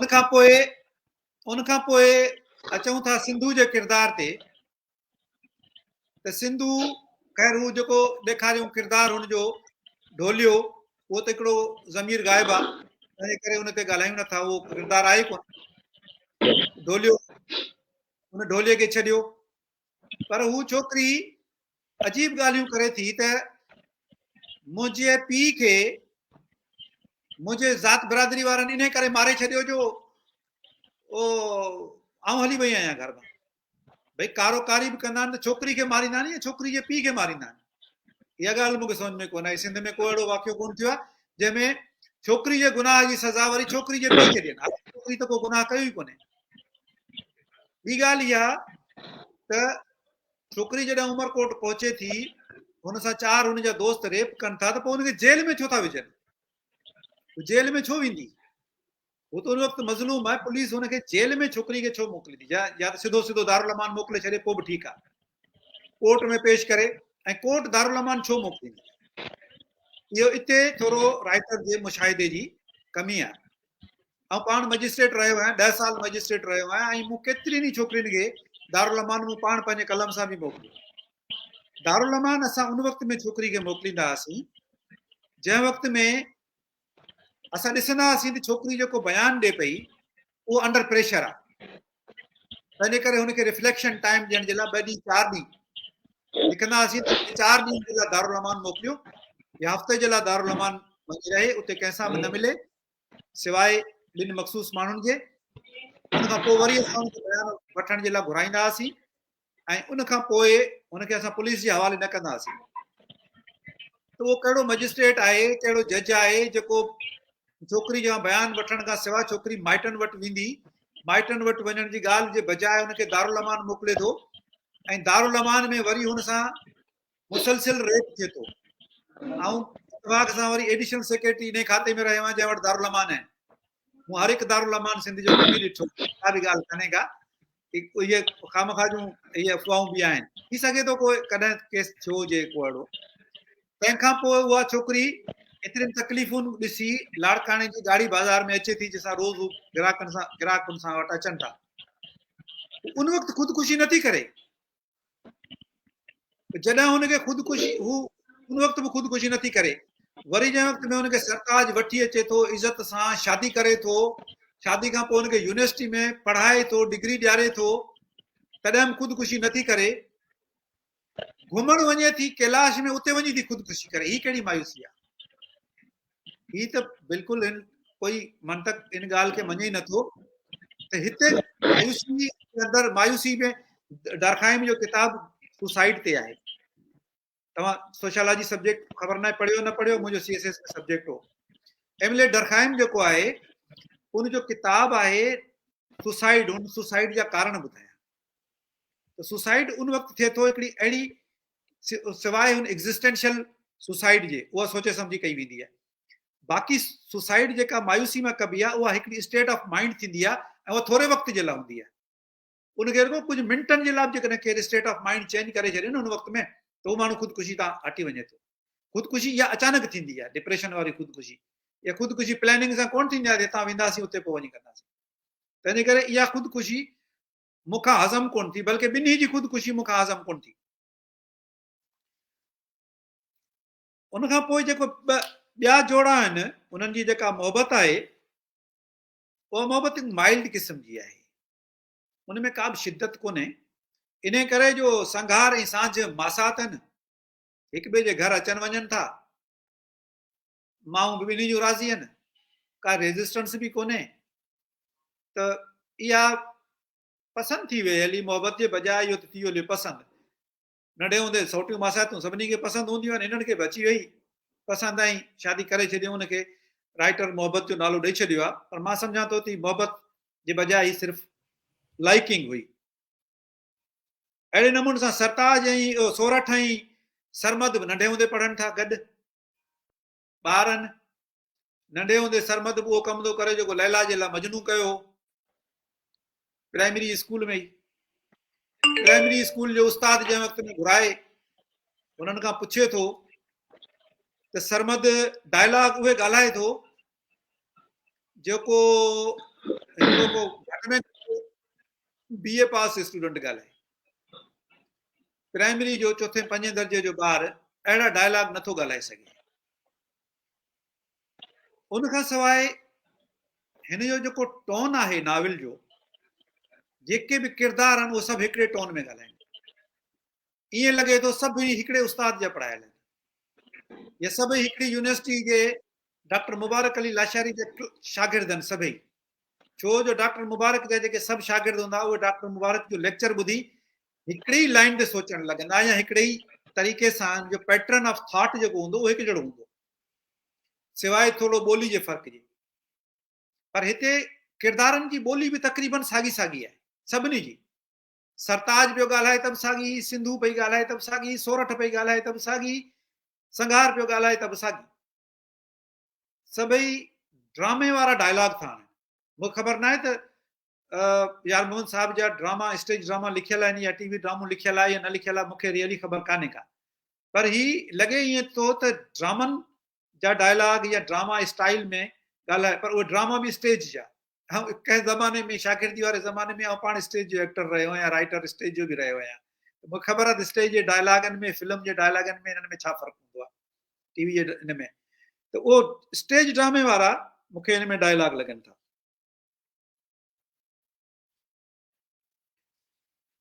मुंहिंजे ख़्याल में एसी ताईं काफ़ी आहे, वरी हाणे कुझु ॿिया दोस्त बि ॻाल्हाइनि। Thank U. हाणे बचियो छा आहे बाक़ी? सर वॾी महिरबानी डॉक्टर साहब, घणो कुझु बचियो आहे, अञा जेको आहे सो तव्हांजा कमेंट्स ॿुधणा आहिनि, ऐं पोइ वरी जेको आहे सो असां सवाल खणंदासीं। हीअ जेको आहे सो रज़ाक सेतो साहब जो हिकिड़ो सवाल आहे उहो पोइ खणूं था। पहिरीं डॉक्टर साहब अवां इन नॉविल जे हवाले सां, मौज़ू जे हवाले सां, ऐं किरदार निगारी ऐं जेको सीन वग़ैरह आहिनि उन जे हवाले सां पंहिंजा कमेंट्स ॾियो। पोइ वरी असां यार मोहम्मद साहब ॾे था हलूं, पोइ वरी रज़ाक साहब जो कमेंट खणंदासीं असां। जी डॉक्टर साहब। वॾी महिरबानी कलीम साहब। यार मोहम्मद चांडियो साहब ख़ुशकिस्मत आहे जो शुरू में घणो टाइम अकबर साहब तारीफ़ में गुज़ारियो आहे, ॿुधाई तारीफ़ कई, घणो टाइम गुज़रियो आहे असांजो, त तारीफ़ कई, खोड़ सारियूं शयूं खणी आयो। ऐं उन खां पोइ अकबर साहब जेको ॻाल्हाए पियो, जंहिंजे लाइ मां शुरू में डिॼां पियो, थोरो हल्को हल्को पेर खणा पियो, उहा शइ तफ़सीली ॻाल्हाए पियो अकबर साहब। हाणे ॾिसण इहा शइ घुरिजे यार मोहम्मद साहब हिन नाविल में जेको तासिर छॾण जी कोशिशि कई आहे उहा आहे ट्रेजिडी वारी, यानी ॿ ट्रेजिडियूं, सिंधू दरिया वारी ट्रेजिडी बि ऐं किरदारनि जी ट्रेजिडी बि। किरदारनि जी ट्रेजिडी जे हवाले सां मां शुरू खां बि एग्री कोन हुयसि, इहा ट्रेजिडी का वाकई ट्रेजिडी आहे, उहा शइ कोन्हे। सिंधू दरिया जी ट्रेजिडी जे हवाले सां बि मां सम्झां थो पियो, यार मोहन साहब तव्हांखे असांजो मक़सदु इहो मायूस करणु न आहे, पर हिकिड़ी जनरल हिकिड़ी ॻाल्हि कयूं था पिया त ॾिसो, ट्रेजिडी जे लाइ हिकिड़ी सिचुएशन क्रिएट कबी आहे जंहिंमें पढ़ंदड़ जूं उन सां हमदर्दियूं थींदियूं आहिनि ऐं पढ़ंदड़ खे थोरो अंदियो मिलंदो आहे, इशारो मिलंदो आहे त हाणे ॻाल्हि ट्रेजिडी जी तरफ़ वञे पई, ऐं पोइ पढ़ंदड़ जूं हमदर्दियूं उन सां ॻंढिजी वेंदियूं आहिनि, ऐं ॻंढिजण खां पोइ पढ़ंदड़ चाहींदो आहे त इहो माण्हू ट्रेजिडी न करे। मिसाल तौरु 3 वॾियूं ट्रेजिडियूं आहिनि हिन में, जेके ॿियूं बि आहिनि 4-5 आहिनि, पर 3 वॾियूं आहिनि, सिंधू दरिया वारी ट्रेजिडी, सिंधू जी ट्रेजिडी ऐं सरताज जी ट्रेजिडी। ऐं उन सभिनी ट्रेजिडीज़ में जेकॾहिं असां ॾिसूं त कंहिं बि ट्रेजिडी सां रीडर जी जेका डेप्थ वारी हमदर्दी आहे, गहरी हमदर्दी, उहा कोन थी डेवलप थिए। ऐं किथे बि तव्हां महसूसु कंदव त माण्हू पढ़ंदड़ ईअं सम्झो त उन किरदार में या उन सीन में या उन डिपिक्शन में गुम थी वञे ऐं पोइ महसूसु करे त वाह, सिंधु दरिया त जीअं बाव में आहे या जोसेफ कॉनरेड वटि आहे या ॿियनि नॉवलनि में आहे जेके इंटरनेशनल, त असांजूं सॼियूं हमदर्दियूं उन सां गंढिजी वञनि। मिसाल तौरु सिंधु दरिया जी ट्रेजिडी जे हवाले सां जेकॾहिं असां गिनूं त सिर्फ़ु उनजो हिकिड़ो पासो ॾेखारियल आहे ॿोॾ वारो ऐं थोरो को सुकेड़ो वारो बि आहे हुनजो।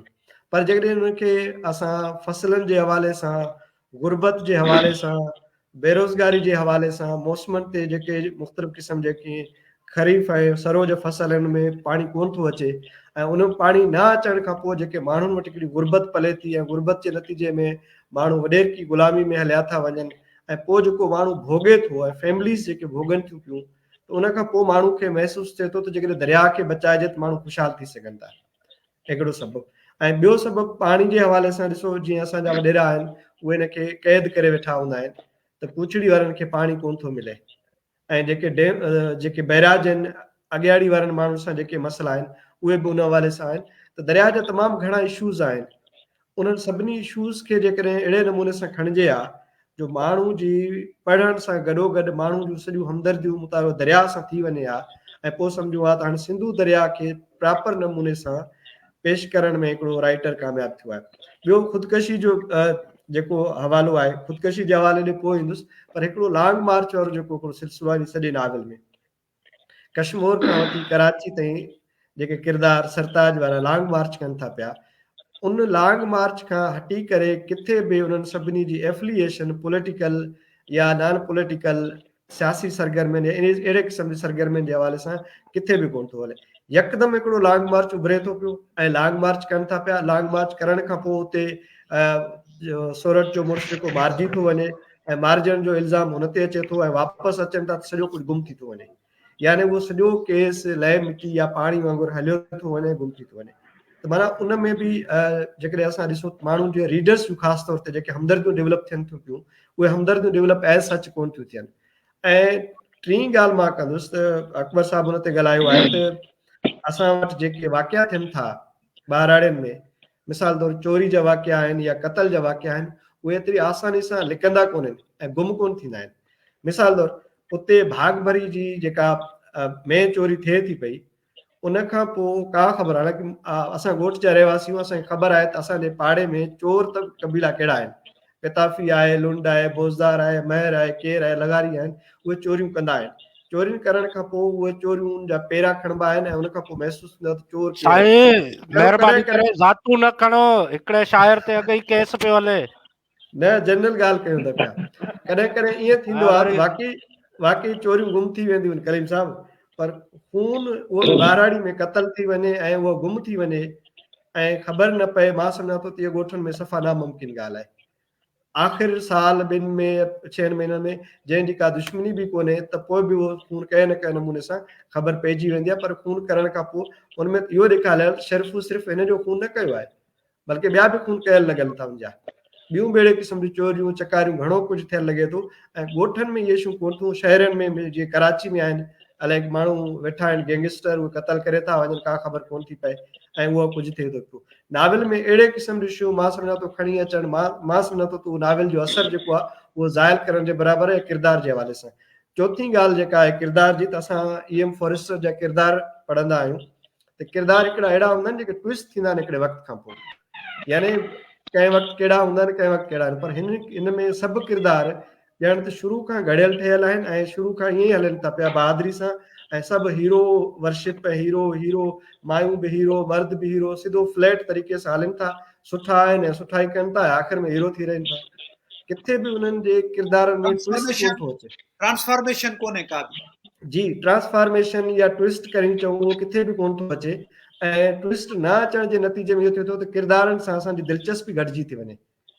ऐं ज़ाहिरी ॻाल्हि आहे जेको आख़िरी सिंधु वारो जेको ख़ुदकशी करे थी पई, उन में वाक़ई को अहिड़ो रीज़न असांखे कोन थो नज़र अचे त उन ख़ुदकशी छो कई आहे। त मां सम्झो थो इहे 3-4 शयूं जेकॾहिं असांखे ॾिसजनि। ॿियो मूंखे इन नाविल जे हवाले सां जेके चैप्टराइज़ेशन आहिनि, नंढियूं नंढियूं कहाणी वरियूं इहो सुठो कोन थो लॻे। मां सम्झां थो इहो तजुर्बो जेकॾहिं उहे लिनियर वे में कजे हा उहो बहितर हो ऐं वधीक इनखे डिस्क्रिप्शन आणण जी ज़रूरत हुई ऐं वधीक इन्हनि शयुनि खे चिटो करण जी ज़रूरत हुई बेशक इन्हनि पेजिस में बि, पर बजाए इन जे जो हिकिड़ा ईअं सम्झो त कंहिं सियासी पार्टी जा डायलॉग या मोहबत जे हवाले सां हिकिड़ा डायलॉग उहे खणी अचण जे बजाए उन्हनि जी एस्थेटिक या जमालियात खे अञा अॻिते आणिजे हा मां सम्झो त उहो अञा वधीक बहितर थी वञे हा। जी कलीम साहब। महिरबानी डॉक्टर साहब। अच्छा दोस्तों असां जेको आहे सो हिते हिकिड़ी अनाउंसमेंट कंदा हलूं त ईंदड़ हफ़्ते जेका असांजी लाइव स्ट्रीम हूंदी उहा जुमे जे ॾींहुं हूंदी ऐं जेको आहे सो उन में असां जेको आहे सो मैडम GN मुंघाणी साहिबा जो नाविल आहे रुञ उन जे हवाले सां लाइव स्ट्रीम कंदासीं ऐं जेको आहे सो ही कुझु असांजा सवाल आहिनि। हाणे जेको आहे सो हिकिड़ो ई उस्ताद निज़ामाणी साहिबु हाणे ख़बर न आहे असां खां पुछे पियो या पाण ॿुधाए पियो त कैलाश खां सिंधु घणो परे आहे। हाणे ॿुधाए में पियो असल सवालिया में निशान ख़ुदकशी वारो वाक़ियो लद्दाख में थियो आहे, लद्दाख में थियो आहे। उस्ताद कलीम साहब उस्ताद निज़ामाणी साहब पढ़ाकू माण्हू आहे ऐं रिसर्च माइंडेड माण्हू आहे ऐं पाण वरी इहे इलाइक़ा घुमंदो बि रहंदो आहे। मुंहिंजे ख़्याल में त हिन में जीअं त सवाल या निशान कोन्हे इन करे असां हिनखे स्टेटमेंट था वठूं हू ॿुधाइनि पिया त जेको आहे सो कैलाश खां सिंधु घणो परे आहे। अच्छा हाणे जेको आहे सो ॿिया असांजा सवाल आहिनि। रज़ाक सेतो साहिब जो सवाल आहे ऐं वफ़ा साले राजड़ जो सवाल आहे उहो असां पोइ खणूं था आख़िरी भाङे में। हींअर असां यार मोहम्मद चांडियो साहिब ॾे हलूं था त यार मोहम्मद चांडियो साहिब अकबर साहिब ऐं डॉक्टर साहिब जेको आहे सो नाविल जे हवाले सां कुझु क्वेश्चन्स उथारिया आहिनि जेकॾहिं तव्हां उन्हनि ते कमेंट करणु चाहियो त महिरबानी। जी यार मोहम्मद साहिब। महिरबानी साथियो। असल मुहज़ब समाज में जेको अदब तख़लीक़ थींदो आहे उहो मुहज़ब हूंदो आहे ऐं मायूस समाज में जेको अदब सर्जबो आहे उहो मायूस हूंदो आहे। मुंहिंजे नावल में जेके मायूस कंदड़ किरदार आहिनि उहे असांजे ई समाज जो हिसो आहिनि, असांजे समाज में खयां विया आहिनि। असां वटि मायूसी पले पवनि थियूं। को बि बुज़बार किरदार को बि सान्यावत किरदार असीं सम्झूं था शायदि मंज़िल ते नथो पहुचे। कुझु सवाल आहिनि जीअं साईं मुबारक लश्करी सवाल कयो चैप्टर वाइज़ जे हवाले सां त उहे तमामु मुख़्तसर आहिनि। अच्छा मां हिकिड़ी शऊरी कोशिशि कई आहे जेका मां तव्हांखे ॿुधाइणु घुरां थो त इन नावल में 23 चैप्टर आहिनि टोटल ऐं हर चैप्टर खे जेकॾहिं असां अलॻि पढ़ंदासीं त उहा असांखे अलॻि कहाणी नज़र ईंदी त जेकॾहिं हीअ अलॻि कहाणी आहे। मूं कोशिशि कई आहे शऊरी तौरु जेकॾहिं 23 इन बाबनि खे असां अलॻि अलॻि पढ़ूं त असांखे 23 कहाणियूं नज़र ईंदियूं। पर बुनियादी तौरु इहो नाविल आहे। मां हिकिड़ी नई कोशिशि कई आहे इन खे इन अंदाज़ में मंज़र आम ते आणण जे हवाले सां। साईं अकबर लगारी साहिबु ॻाल्हि ॿोल कई सरताज किरदार जी त हू लाड़काने जी बाज़ार में कीअं थो अचे या हू अॻु में ईंदड़ हो। तमामु अहम सुवाल आहे। जवानी जी हिकिड़ी उमिरि थींदी आहे मां सम्झां थो ऐं इहो मर्कज़ हुजे बि शहर जे अहिड़े अहम चौराहे ते त हर को ॾिसी या हर को ॾिसण जी जेको हसरत सारींदो आहे ऐं हुन बि उहा हसरत सारी पर उन जो जेको अंदरि वञी कमु सरंजाम ॾिनो उहो इंतिहाई फज़िल भरियो किरदारु अदा कयो जेको हुन अंदरि वञी। उन खां अलावा ही साईं गुलाम अकबर साहिब सवाल उथारियो दारुल अमान। मुंहिंजो ख़्यालु आहे त औरत जेका इन्हनि सानहनि मां इन्हनि अलमनि मां गुज़रंदी आहे जेल असां वटि दारुल अमान औरतुनि जे लाइ तमामु थोरा आहे। मां सम्झां वधीक असांजा इंतिहाई साथी वेठा आहिनि तमामु सुठो ॻाल्हायो आहे। मां ख़ुशि थियो आहियां तख़लीक़ ते तामीरी अंदाज़ में ॻाल्हाइण सां लेखक खे ख़ुशि थियणु घुरिजे ऐं इहो सुठो अमल आहे। महिरबानी। महिरबानी यार मोहम्मद चांडियो साहिबु तव्हांजी महिरबानी। हाणे असां जेको आहे सो सवाल खणूं था जेके असांखे लाइव चैट में आया आहिनि। पहिरियों सवाल असांखे साईं रज़ाक सेतो साहिबु कयो आहे। साईं असांजा सीनियर कहाणीकार ऐं लेखक आहिनि। साईं जो सवाल आहे त 21वीं सदी जो नाविल पढ़ंदड़ अॼु बि 19वीं ऐं 20वीं सदी में लिखियल नाविल जिया ख़ूबसूरत लफ़्ज़नि जी भरमार तशबीहन इस्तारो ऐं तजनीस हरफ़ी वग़ैरह जी घुर्ज करे थो जॾहिं त अॼु जे दौर में आलमी लेवल ते सादी ॿोली खे अहमियत ॾिनी वञे थी। तव्हां छा चवंदा? जी अकबर साहिबु, डॉक्टर मुबारक साहिबु अवां ॾांहुं इहो क्वेश्चन आहे ख़ासि करे।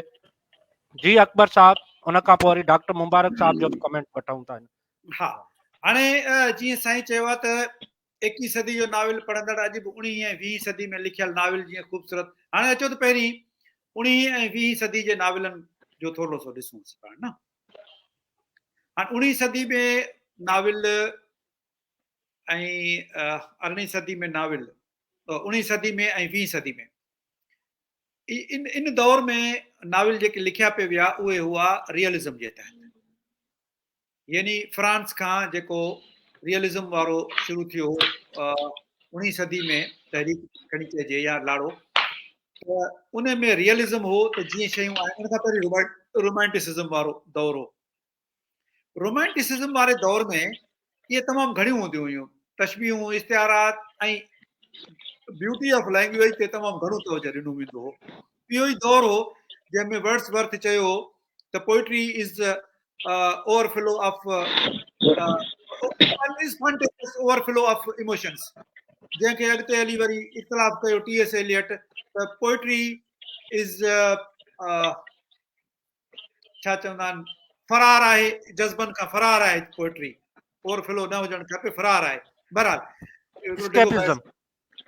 जी जी हा, poetry is escape from emotions, इहो टी.एस. एलियट जो ख़्यालु।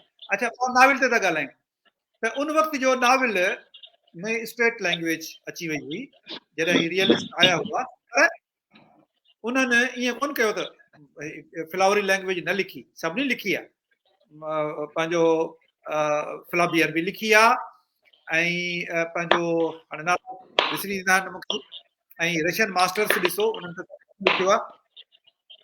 पर हिते आउं हिकिड़ो उसूल जी ॻाल्हि थो ॿुधायां तव्हांखे, हिकिड़ो प्रिंसिपल ऑफ लिटरेरी क्रिटिसिज्म आहे। उहो इहो आहे त जमालियात में ऐं मानवियत में हिकिड़ो तनासुब, छा चवंदा आहिनि त बैलेंस रखणु ज़रूरी आहे। जेकॾहिं जमालियात घणी हूंदी त मां तव्हांखे ॿुधायां हिकिड़े नकाद कहिड़ो लफ़्ज़ इस्तेमालु कयो आहे, चवे थो जेकॾहिं माना ते जमालियात हावी हूंदी, इहो माना ते तशद्दुद आहे। नाविल में जेकॾहिं जमालियात घणी थी वई त इहो नाविल ते तशद्दुद आहे, ऐं जेकॾहिं मीनिंग घणी थी वई हली ऐं जमालियात न हूंदी त उहो बोरिंग ऐं ख़ुश्क नाविल थी सघे थो। तंहिंजे करे इन्हनि ॿिन्ही में बैलेंस रखणु ज़रूरी आहे। अच्छा, हाणे सादी ज़बान रियलिज़म ताईं हुई, पोइ जेको मॉडर्निस्ट लिटरेचर आयो आहे उन में सादा ज़बान न आहे, ॾाढी कॉम्प्लिकेटेड ज़बान। मॉडर्निस्ट लिटरेचर में ॾाढी कॉम्प्लिकेटेड, पढ़ी ॾिसो, मथो चकराए था छॾीनि, काफ़का दिमाग़ ख़ुशि करे थो छॾे, या जेके बि आहिनि मॉडर्निस्ट, विलियम फाकनर, त मूंखे मथे जो सूर पइजी वियो विलियम फाकनर खे पढ़ंदे पढ़ंदे। ॿिया बि जेके आहिनि मॉडर्निस्ट राइटर आहिनि जेके 20 सदी जा आहिनि, उन्हनि जी लैंग्वेज स्ट्रेट न आहे, उन्हनि जी लैंग्वेज ॾुखी आहे।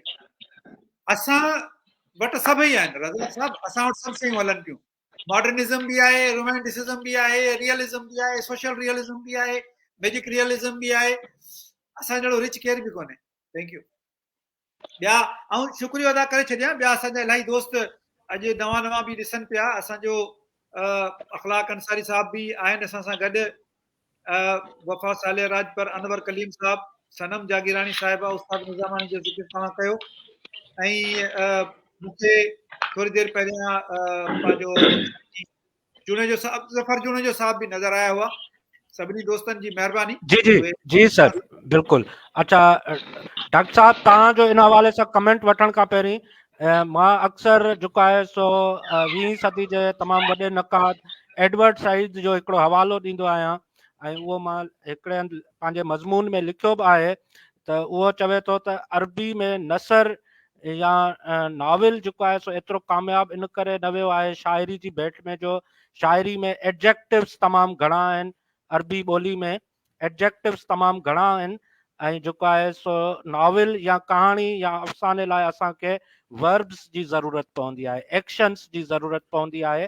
इन करे जेको आहे सो जेको ओरिएंटल जेको नाविल आहे या नसर आहे, उन में शाइरी जे असर जे करे फ्लावरी लैंग्वेज घणी हूंदी आहे, ऐं जेको आहे सो पर इहो नाविल के चवे थो त उहो कमज़ोर कंदो आहे, ऐं नाविल में एक्शन वधीक हुजणु घुरिजे, वर्ब्स जो इस्तेमालु, त जीअं किरदारनि सां हिकु त पढ़ंदड़ जुड़ी रहे ऐं उनजी क्रियोसिटी डेवलप थींदी रहे। जॾहिं त एडजेक्टिव्स उनखे सिफ़तूं एक्शन खे रोके छॾींदियूं आहिनि ऐं क्रियोसिटी खे रोके छॾींदियूं आहिनि। अच्छा, इन हवाले सां जेको आहे सो असां हलूं था डॉक्टर मुबारक साहब ॾे। डॉक्टर साहब तव्हां इन कमेंट खे रेस्पॉन्ड कयो, पोइ असां वटि वफ़ा साले राजपर जो बि हिकिड़ो जेको आहे सो सवाल आहे ऐं पोइ सनम जागीराणी जो सवाल आहे। असां इहे 2 सवाल खणूं था। जी डॉक्टर साहब। जी वॾी महिरबानी कलीम साहब। सभ खां पहिरियों त जेके असांखे ॿुधनि पिया वॾा वॾा नाला नाविल जे हवाले सां, मां उन्हनि जो शुक्रगुज़ार आहियां।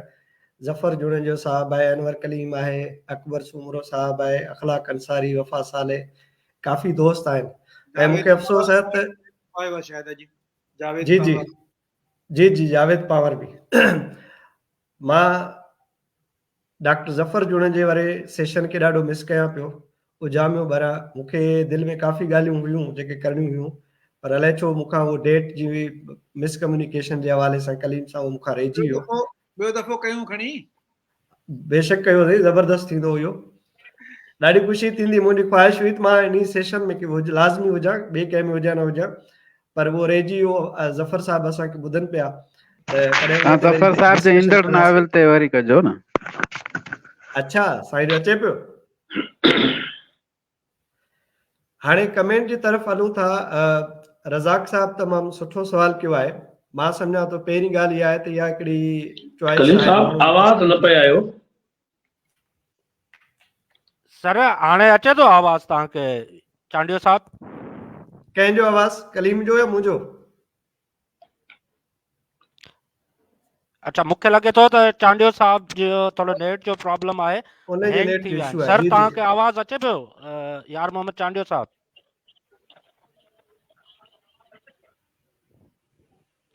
यार मोहम्मद साहब जे नेट जो इशू आहे। सर असां यार मोहम्मद साहब तव्हांजो नेट जो मसलो आहे। डॉक्टर साहब तव्हां कंटिन्यू कयो ऐं जेको आहे जी सो साईं तव्हां ॾिसो जेकॾहिं आवाज़ अचे थो, तव्हां हिते हैंग पिया नज़र अचो। जी जी हाणे सही आहे। मां सम्झां थो चॉइस जो मसलो आहे त कंहिंखे तशबीह निस्तारनि वारी ॿोली वणे थी, नाविल वणनि था, कंहिंखे कोन था वणनि।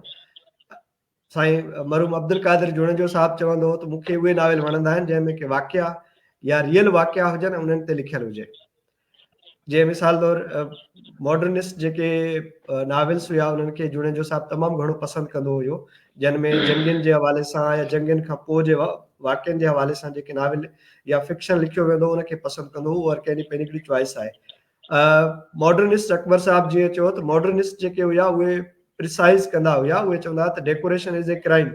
उहे शयुनि खे ॾाढो मुख़्तसिर करे लिखंदा हुआ। सैमुअल बेकेट जूं तव्हां लिखणियूं ॾिसो या ॿियनि जे राइटर्स अज़रा पाउंड ॾिसो, कैंटोस ॾिसो, तव्हां उहे ॾाढा मुख़्तसिर पर उहे पेचीदा आहिनि। उन्हनि में तमामु वॾी हिकिड़ी माना या मानवियत जी समायल अकबर साहब ॻाल्हि कयो त पेचीदा आहिनि, जेकर उहे पेचीदा लिखंदा मुख़्तसिर लिखंदा। पर पोइ पोस्ट मॉडर्निस्ट जेके उनखे एक्सेप्ट कनि था, उनखे चवंदा त तव्हां डिस्क्रिप्शन खे रिच कयो, जेतिरो रिच करे सघो था उहो कयो। पीटर हैंडके खे नोबल प्राइज़ बि मिलियो आहे। उन जा जेके नाविल्स आहिनि उहे डिस्क्रिप्शन जे हवाले सां तमामु घणा रिच आहिनि। ख़ासि तौर ते goalie's anxiety at the penalty kick, त उन में ॾिसो त हिकिड़ो ई वाक़ियो आहे, उहो पेनल्टी किक में उहो गोली जेका आहे उनखे रोके कोन थो सघे ऐं गोल थी थो वञे ऐं सॼो नाविल उन ते उन जे ॿाहिरां फिरे थो, ॿियो को वाक़ियो कोन थो थिए, पर सॼो डिस्क्रिप्शन एतिरी रिच आहे। तव्हां सुफ़नि जा सुफ़ा रुगो डिस्क्रिप्शन में पढ़ंदो। आलमी लेवल ते अहिड़नि शयुनि खे बि किथे किथे पसंदि कयो, उनखे नोबल प्राइज़ बि मिलियो आहे। असां वटि इहा शइ पसंदि जी चॉइस आहे त उहा शइ हुजणु खपे। पर जीअं कलीम साहब चए थो अक्सर त असां वटि नाविल्स में एडजेक्टिव जी बजाय या फिक्शन में एडजेक्टिव जी बजाय वर्ब्स हुजनि, त उन में ख़बर पए थी पए त नाविल में वाक़िया कहिड़ा था थियनि ऐं इवेंट्स आहिनि, एक्सीडेंट इंसिडेंट्स कहिड़ा था थियनि ऐं उन मां रिज़ल्ट कहिड़ो थो अचे जी जल्दी असां पहुची था वञूं। पर ॿिए पासे अहिड़े क़िस्म जा हिसियाती नाविल जेके आहिनि, जेके सेंसिस जी बेस ते आहिनि, उन्हनि खे बि करणु खपे। मिसाल तौर असांजो हिकिड़ो लिसानियात जो ॾाढो ज़बरदस्त माहिर आहे माइकल हेलिडे। उहो चवंदो त वाक़िया सिर्फ़ु वर्ब जेके आहिनि सिर्फ़ु मटीरियल कोन था थियनि, हिकिड़ा मेंटल वर्ब्स बि थींदा आहिनि। हिकिड़ा जेके आहिनि उहे वर्बल वर्ब बि थींदा आहिनि, जेके चवण सां थींदा आहिनि, मेंटल महसूसु करण सां थींदा आहिनि। उहे बि पंहिंजी जाइ ते हिकिड़ी अहमियत रखनि था। जेकॾहिं हिसियत सां भरपूर जेकॾहिं को नाविल लिखे ऐं उनखे बयानु करे, जीअं असां वटि मौसीक़ी थींदी आहे क्लासिकल नीम क्लासिकल ऐं जेको आहे रेप वारो पॉप कल्चर आहे, उहे शयूं बि थी सघनि थियूं। उहा हर कंहिंजी हिकिड़ी पंहिंजी चॉइस आहे त नावेल में लिखी सघिजे थो। पर जेकॾहिं तव्हां कहिड़ी शइ उभारणु चाहियो था, वाक़ियाती शयूं उभारणु चाहियो था, त डेफिनेटली तव्हांखे उहो नावेल खे एडजेक्टिव या फ्लावरी लैंग्वेज घटि यूज़ करणु खपे। ऐं जेकॾहिं तव्हां फ्लावरी लैंग्वेज यूज़ करे ॿियो कुझु करणु चाहियो था त ज़ाहिरी ॻाल्हि आहे त उहो बि हिकिड़ो लिटरेचर जो हिसो आहे, माण्हू कनि था ऐं हर कंहिंजी ज़रूरत पवंदी आहे, चॉइस पंहिंजी आहे, उहो करे सघे थो। महिरबानी डॉक्टर साहब। अच्छा, हाणे असां जेको आहे सो वफ़ा साले राजपर जे सवाल ते हलूं था। अकबर साहब नाविल ते ॾाढो सुठो ऐं तफ़सील सां ॻाल्हायो। मुंहिंजो उहो सुवाल आहे त अक्सर पढ़ंदड़ या नक़ाद नाविल पढ़ण खां पोइ उहा राय ॾींदा आहिनि त ही नाविल जे फॉर्मेट में न आहे। छा यार मोहम्मद जो नाविल जे फॉर्मेट में आहे? जी अकबर साहब ऐं डॉक्टर साहब अक्सर फॉर्मेट बिल्कुलु नाविल जो आहे, बिल्कुलु एग्रीड। नाविल जी डॉक्टर साहब तव्हां हिन जी फॉर्मेट वफ़ा साहब ॾिसो, नाविल जो जेको फॉर्मेट जे हवाले सां ॻाल्हाईंदासीं त यार मोहम्मद जो जेकी स्टोरी न सभई हिकिड़ी होलिस्टिक व्यू, जेको मथां हिकिड़ी व्यू ॾिसंदासीं होलिस्टिक व्यू में उन जी स्टोरियूं सॼियूं ॻंढियल आहिनि ऐं सेम ई आहिनि। जीअं सिंधु दरिया आहे या सिंधु आहे, त मां सम्झां थो त फॉर्मेट नाविल जो इहो सही आहे त उन फॉर्मेट में आहे। उनमें बाक़ी जेके उड़ायूं अकबर साहब ऐं असां डिस्कस कयूं आहिनि, पर इहो फॉर्मेट नाविल वारो ई आहे। जेकॾहिं शॉर्ट स्टोरी वारो हुजे हा त उहो डेफिनेटली हर शइ हिकिड़ी अलॻि हुजे हा। ऐं सभई जेके नंढियूं नंढियूं कहाणियूं आहिनि उहे सभई ॻंढियल आहिनि थीम जे हवाले सां। जेको मथां ई थीम आहे होलिस्टिक, उहे सभु हिन जो हिसो आहिनि हिक ॿिए जो। उनजे करे असां चऊं था त इहो हिकिड़ो नाविल जो फॉर्मेट ई आहे, नाविल ई आहे इहो। जी इनमें हिकिड़ी आऊं ॻाल्हि जेको अकबर साहब या डॉक्टर मुबारक ॻाल्हि कई ऐं सवेरे जेको यार मोहम्मद बि ॻाल्हि करे हो पंहिंजे चैप्टर जे हवाले सां, त इन में हिकिड़ी टेक्निक इस्तेमालु थींदी आहे जेको नाविल जे हवाले सां। जीअं हाणे शॉर्ट स्टोरीज़ या चैप्टर जेके आहिनि उनमें वरी साइकिल स्टोरीज़ चयो वेंदो आहे उन्हनि खे।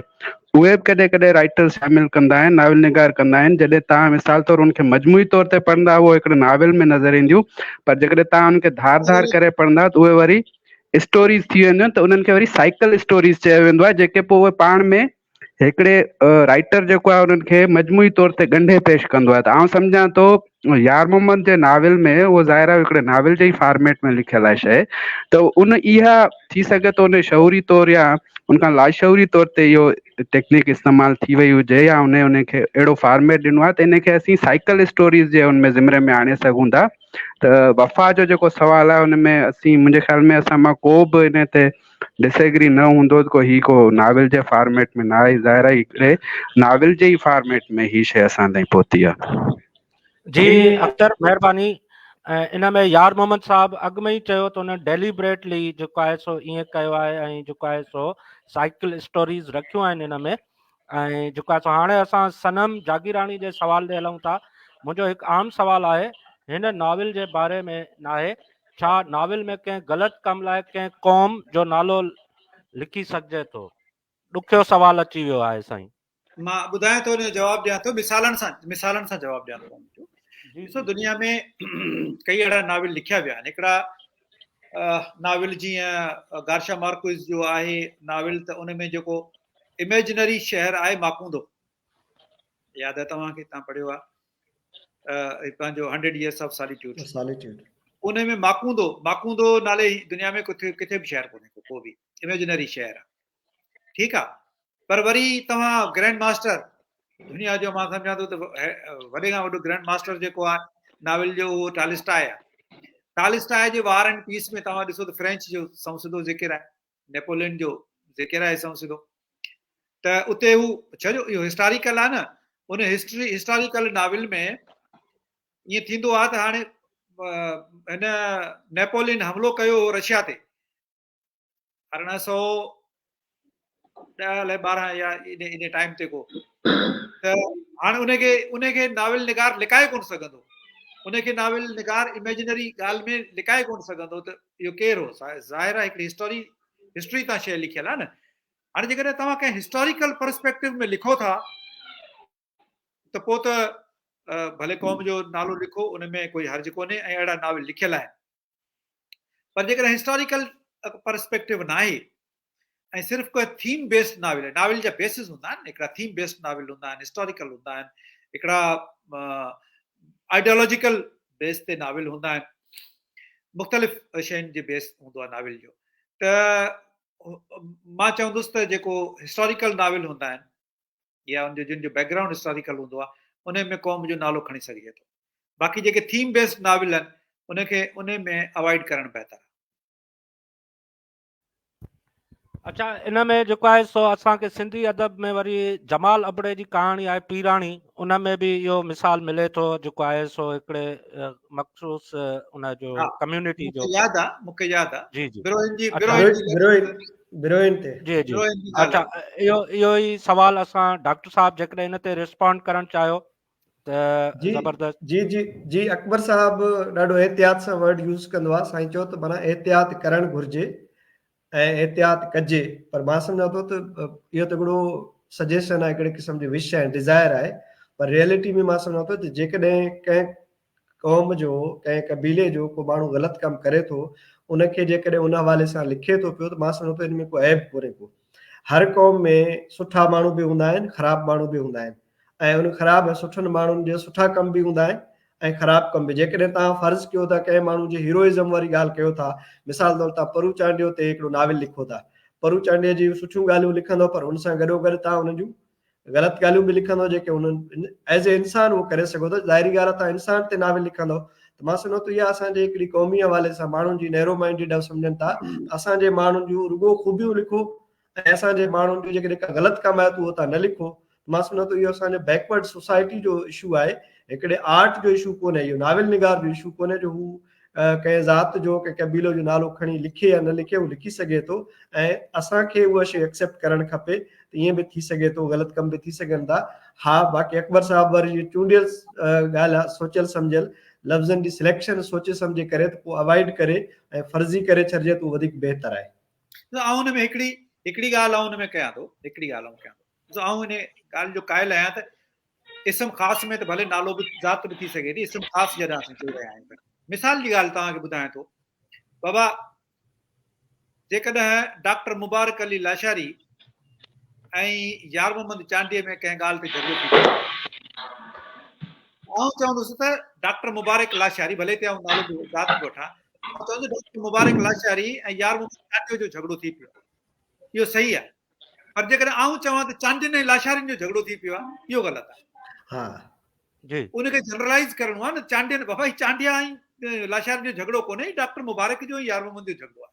अच्छा, इन ज़बरदस्त में जेको आहे सो मुंहिंजो जेको आहे त जेको आहे सो राइटर खे कंहिं बि सूरत में रेसिज़म खे प्रोमोट न करणु घुरिजे, हू एंटी रेशल न हुजणु घुरिजे, ऐं जेको आहे सो हू हेट्रेड खे प्रोमोट न करे। इन्हनि ॿिनि शयुनि जो कंहिं बि कम्यूनिटी ॾे जेकॾहिं उहो हेट्रेड प्रोमोट कंदड़ आहे त पोइ त हू फॉल्टी आहे। असांजे अख़बारुनि में तव्हां ॾिसो न, असांजे अख़बारुनि में छा ईंदो आहे, ॿ धुरियूं ॿ के ॻोठ में कोई झगड़ो थींदो आहे त चवंदा ज़ात न लिखंदा त पंहिंजो बिरादरी लिखी ज़रूरु छॾींदा। हा, त लिखो, नालो लिखो न, अकबर लगारी जो ऐं डॉक्टर मुबारक जो झगड़ो थियो आहे।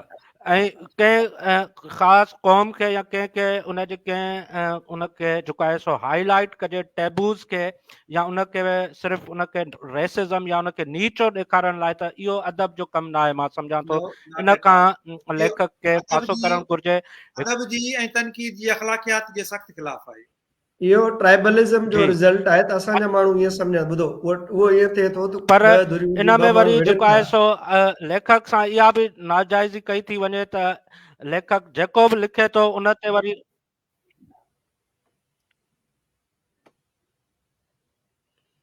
कलीम साहब पाणी हलियो वियो आहे। जी जी जी डॉक्टर साहब, हा, मूं चयो पिए त असां जेके ख़ासि करे सिंध जा लेखक आहियूं, उन्हनि सां हिकिड़ी नाजाइज़ी वरी इहा थी थिए त असां जेको बि लिखूं था उन ते कंहिंजो न कंहिंजो अहसासु मजरू थी थो वञे। हाणे थोरी स्पेस त असांखे बि ॾियो त असां बि पंहिंजा ख़्याल त माण्हुनि ते पहुचाए सघूं, पोइ भले कंहिंखे वणे या न वणे, एतिरी स्पेस त असांखे बि ॾियो। त जेको आहे सो पंहिंजा ख़्याल त पहुचाए सघूं, पर उहो कंहिं कम्युनिटी या कंहिं तबिके खे कलीम साहब तव्हां हीअं करियो जी जी त आकाशवाणी तां पहिरीं सुल्तान मजरू सुल्तानपुरी जा पहिरीं ॿ टे कलाम ॿुधी पोइ लिखो, पोइ कंहिंजा मजरू कोन थींदा। सही था चओ सर। ॿिया सवाल खणो। जी जी हा, पोइ बि जेको आहे सो लेखक खे हेट्रेड ऐं रेसिज्म प्रोमोट न करणु घुरिजे, इहो अवॉइड करे लेखक, इहो हुनजी प्राइमरी जेको आहे सो रेस्पॉन्सिबिलिटी। लेखक जी आज़ादी जो क़ाइल आहियां, ऐं लेखक खे ऐं कॾहिं बि न चवंदो लेखक खे हीअं करणु खपे, मशवरो बि ईअं ॾींदो आहियां त लेखक खे माज़रत सां न त कंहिं आइडियोलॉजी जे प्रेशर में लिखणु खपे, न त कंहिं नक़ाद जे प्रेशर में लिखणु खपे, न त कंहिं सोशल प्रेशर में लिखणु खपे। हुनजे दिलि मां जेका शइ उथे थी न उहा लिखे। हाणे ॿ शयूं जेके हाणे मौज़ू तां थिड़ी वेंदासीं, ॿ शयूं आहिनि त उहे उर्दू जा लफ़्ज़ असां वटि सिंधी में आहिनि त सिंधी में बि इस्तेमालु करे सघनि था, बुनियादी तौर ते अरबी जा आहिनि, पर इहो लफ़्ज़ छॾियां थो, ॿिया जेके ॿुधंदड़ आहिनि उहे बि वञी मानाऊं ॾिसनि पढ़नि। हिकिड़ो हूंदो आहे इनफ़ाल, ॿियो हूंदी आहे मुनफ़इल। हाणे शाइर खे, अदीब खे, राइटर खे पंहिंजी इनफ़ालियत जे तहत लिखणु खपे, मुनफ़इलियत जे अंडर में न लिखणु खपे। हाणे इन ते तव्हां पाण वञी रिसर्च कजो। जी महिरबानी अकबर साहब। अच्छा दोस्तों, हाणे असां वटि बाक़ी 4 मिंट बचा आहिनि आख़िरी जेको आहे सो हिन लाइव स्ट्रीम जा। असां जेको आहे सो आख़िर में यार मोहम्मद चांडियो साहब जा कमेंट वठंदासीं। उन खां पहिरीं हिकिड़ी अनाउंसमेंट कंदा हलूं त ईंदड़ हफ़्ते जेको आहे सो असां मैडम GN मुंगाणी साहिबा जे नॉवल रुन ते स्ट्रीम कंदासीं। हीअ असांजी स्ट्रीम जुमे ते थींदी। असांजे कुझु दोस्तनि खे जेको आहे सो ट्रेवल करिणो आहे त उहे असां सां छंछर ते कोन हूंदा गॾु, इन करे असां हीअ स्ट्रीम जेको आहे सो जुमे ते कंदासीं। ऐं इन में मैडम जेको आहे सो असां सां गॾु हूंदियूं ऐं असां मैडम जे नॉवल ते ॻाल्हाईंदासीं। महिरबानी करे तव्हां असांजो यूट्यूब चैनल खे सब्सक्राइब कयो ऐं जेको आहे सो बेल आइकन खे दॿाईंदा हलो त जीअं तव्हांखे नोटिफिकेशन ईंदो रहे, ऐं हिन स्ट्रीम खे तव्हां शेयर कंदा हलो जीअं दोस्तनि ताईं पहुचंदी रहे। असां आख़िरी 2-3 मिंट बचा आहिनि सर। असां यार मोहम्मद चांडियो साहब जा कमेंट्स था वठूं हिन स्ट्रीम जे हवाले सां ऐं नॉवल जे जेका डिस्कशन थी आहे उन हवाले सां, उन खां पोइ वरी अख्तर ऐं ॿियनि दोस्तनि सां। जी यार मोहम्मद चांडियो साहब।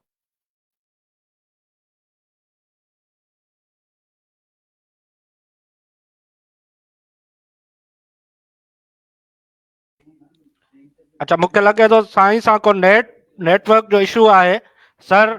डॉक्टर साहब तव्हां जेको आहे सो क्लोजिंग रिमार्क्स ॾिजो त पोइ वरी अॻियां हलूं था दोस्तनि। जी सर। जी कलीम साहब, वॾी महिरबानी। मां सम्झां थो त ही तमामु ज़बरदस्त ऐं कारगर क़िस्म जी हिकिड़ी डिस्कशन आहे। नए डिस्कशन में असां इन्हनि शयुनि खे ऑब्जेक्टिवली डिस्कस कयूं था ऐं शयूं खणी था अचूं, ऐं उन में मां सम्झां थो त नाविल जी सिलेक्शन खे थोरो वधीक केयरफुली असांखे करणु खपे त असां कहिड़े दौर खां कहिड़े दौर ताईं नाविल खे खणणु चाहियूं था पिया, ऐं उन खां पहिरीं जेकॾहिं थोरा घणा पैरामीटर्स बि असां जेकॾहिं तय कयूं तनक़ीदी हवाले सां त केतिरो करे सघूं था, त जीअं असांजा जेके ॿुधंदड़ आहिनि उहे या नाविल निगार जेके आहिनि उहे उनखे कीअं था महसूसु कनि, ऐं मूंखे उमेद आहे त उहे उनखे दिलि में कोन कंदा हूंदा। सिखण जो हिकिड़ो मरहलो आहे। सेंसरशिप न कयो न, असां त इज़हार जी आज़ादी जा हामी आहियूं, सेंसरशिप ॾे छो था वञो? पाणी सेंसरशिप सब्जेक्टिव करे न वठणु खपनि न उन्हनि खे, ऐं नाविल ते डिस्कशन ओपनली थियणु खपे। तव्हां ज़ाब्तनि तां रिॼाए छॾियो, हर शइ तां रिॼायो था, कलीम रुगो छा कयो? डॉक्टर साहब ॻाल्हि ॿुधो न, नक़ाद खे पंहिंजो प्रोफाइल अहिड़ो रखणु खपे जो उन ते कंहिं पार्शियलिटी जो इल्ज़ाम लॻे ई न, ऐं पोइ नक़ाद कंहिंजी परवाह करण खां सवा ॻाल्हाए। जेकॾहिं ॾिसो न, असां ॻाल्हायूं था, असां इम्पार्शियल थी ॻाल्हायूं था, उन में को नाविल निगार ख़ुशि थिए थो त भले ख़ुशि थिए, उन में को नाविल नाराज़ थिए थो नाविल निगार त भले नाराज़ थिए। हाणे असां इन ते ॻाल्हाइण महिल जेकॾहिं आउं पंहिंजे ज़मीर जे मुताबिक़ ॻाल्हायां थो न त पोइ माज़रत बि कोन कंदुसि। ग़लती थी वञे त माज़रत कंदुसि, ग़लती मूंखां थी वञे। खान लहजो बि असां छो इस्तेमालु कयूं? असां ईमानदारी सां अदब खे ऑब्जेक्टिवली एनालाइज़ कयूं। तंहिंजे करे कोई सेंसरशिप जी ज़रूरत है। जी जी बिल्कुल मां त घटि में घटि इन जो क़ाइल बि कोन आहियां त को सेंसरशिप हुजे। जेको आहे सो यार मोहम्मद चांडियो साहब असांखे जॉइन कया। यार मोहम्मद चांडियो साहब हिन स्ट्रीम जे हवाले सां ऐं हिन बहस जे हवाले सां तव्हांजा कमेंट्स पोइ असां वरी वाइंड अप कयूं था। जी यार मोहम्मद साहब।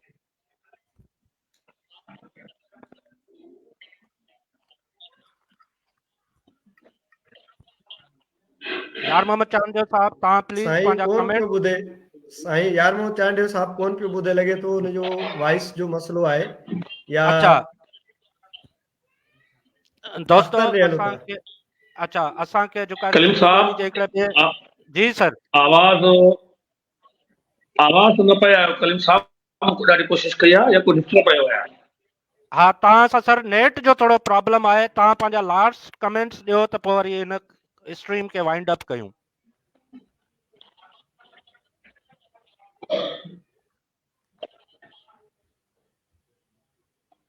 अच्छा दोस्तो असां सां जेको आहे सो सिंधी ॿोली जा ख़ूबसूरत कहाणीकार जेको आहे साईं ज़राब हैदर बि गॾु आहिनि। उन्हनि चयो सभिनी दोस्तनि लाइ सलाम, सुठो डिस्कशन, सुठो सेशन। अच्छा अॼु जेको आहे सो असां साईं यार मोहम्मद चांडियो साहब जे नाविल सिंधू ते ॻाल्हायो। हीअ असांजो 11हों लाइव सेशन हो जंहिंमें असां सां गॾु सिंधी ॿोली जा ज़बरदस्त नक़ाद साईं अकबर लगारी साहब, डॉक्टर मुबारक लाशारी साहब, अख्तर हफ़ीज़ ऐं यार मोहम्मद चांडियो साहब जेके से शामिल हुआ।